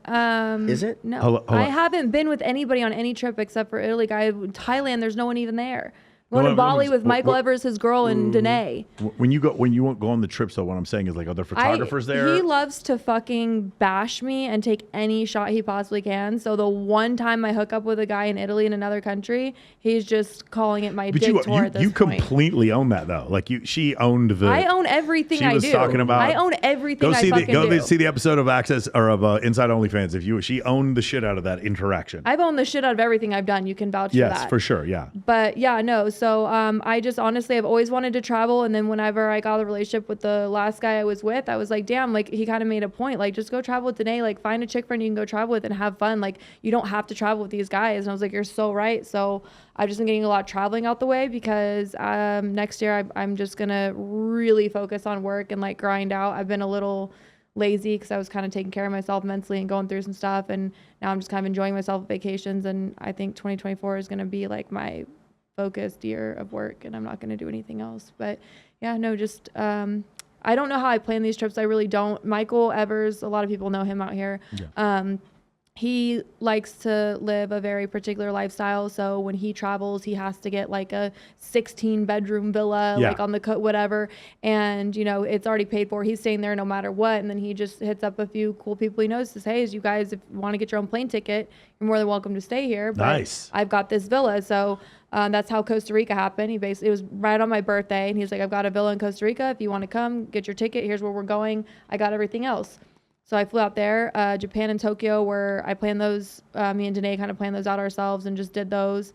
And then Bali is another Michael Evers thing, but they're also going to Thailand. They're going to be gone from Bali to Thailand to Dubai for New Year's. They're doing the whole thing. Crazy. And he's basically like, if you want to come. If you don't, you know, whatever. And I am kind of needing to pump the brakes a bit because I have no off switch. So I booked the flight to Bali. I have no flight home right now, and I leave tomorrow. So that's how I book my trips. Just very sporadic. I drove to Summerlin the other day. Came back. I'm like, I'm done for a week. I travel too much, man. I'm done. I had a few. I hit almost everything on my bucket list this year. Yeah. Yeah, and so I'm happy with that. Amazing. All right. Yeah. Well, I hope that works out, man. Because I know you're excited. The dude's gonna come visit you, right? Mm-hmm. And then Mikki, what do you have coming up in the future? I'm in a bunch of movies and TV shows now. Yeah, that's what I've seen. Yeah. Checking your IMDb. Yeah. I don't know if I don't even know how that gets updated. Is that automatic? Yeah. Okay. I'm not sure. I go back to LA tomorrow, and the following day, it's Thanksgiving morning. I start filming. I'll be filming a lot of stuff over the next 3 months. I think we're doing like 3 movies and a TV show, all filming at the same time. And we're still working on producing a few more things. I'm pretty heavy on working on producing a new TV show, 2 new TV shows. That's taking a lot of my time, the creation of that.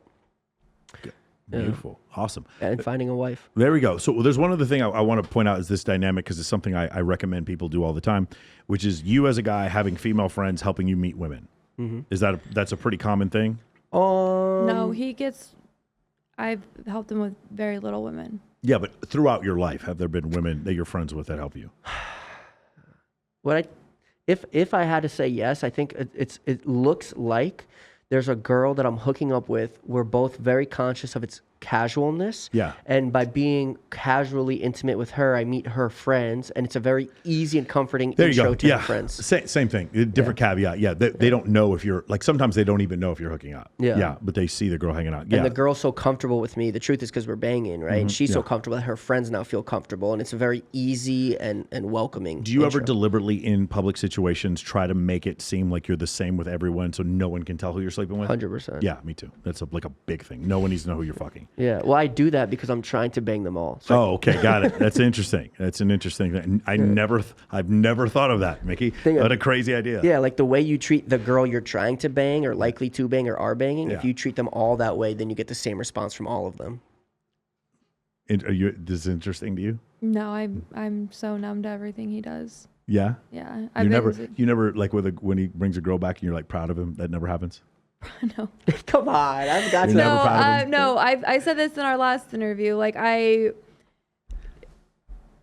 not because I'm not surprised, but like I said, like at this point I've seen what he's capable of, in a sense of nothing surprises me because I know what he's capable of. And honestly, like I don't think there's a girl he couldn't pull. Oh, okay. Like if you were to put him in the right circumstance and get him in front of somebody, I think he could pretty much pull any girl. There we go. Sounds like a reality show. I've seen him pull women and girls that, yes, I've been shocked by the stuff he's done, that to the point where like now I am no longer shocked is what I mean. Got it. You never say, good job, buddy. I'm proud of you. I've been like, damn, I didn't like good. Like I have said good job. I'm like, damn, you surprised me with that one. Yeah. Every time I think I couldn't be surprised, I get surprised. So I got everything from the babysitter to the real estate agent to the doctor to Mayor Goodman. To the waitress. This is not kidding. No, I'm serious. We went. The first time not he Mayor met, Goodman? like, and all these girls are women that Mikki will be like, oh, hey. And I'm like, hey, don't even think about it. Like, she's not like that. Boom, got her number. She's coming over. I'm like, what? Literally my babysitter. I was in the hospital with COVID and he came to bring me a half-drinking gallon of apple juice. Got my nurse. Restaurant just last weekend at Toca Madera. Got the waitress. And my real estate agent went for like 2 minutes just to say something to her. He entered the room with me, got her number. I don't even have her number. Like just so like it's literally no. Oh, and then someone else I know, she's married, and I said, Mikki, there's no way she's married. She's been married forever. She's very faithful. She hates men. Like, he didn't even do anything. I watched the whole thing happen. I'm like, he didn't even do anything. It's just like, he's magic. He's magic. I am very proud, but I'm also very scared. I think it's that they confuse me for Brad Pitt. That's it. And by the time I tell them... I did when you got here. Yeah, exactly. And by the time I tell you, I'm actually not Brad Pitt. You know, we're just doppelgangers. Yeah. They don't even hear the words anymore. They're just enamored and that's, like, a lot of people be like, no, like, I know this guy or this guy. Like, oh, yeah, I pull a lot of... I'm like, dude, nothing you say is going to impress me because I've never seen anyone pull more women than Mikki. Like, by a landslide. It's like...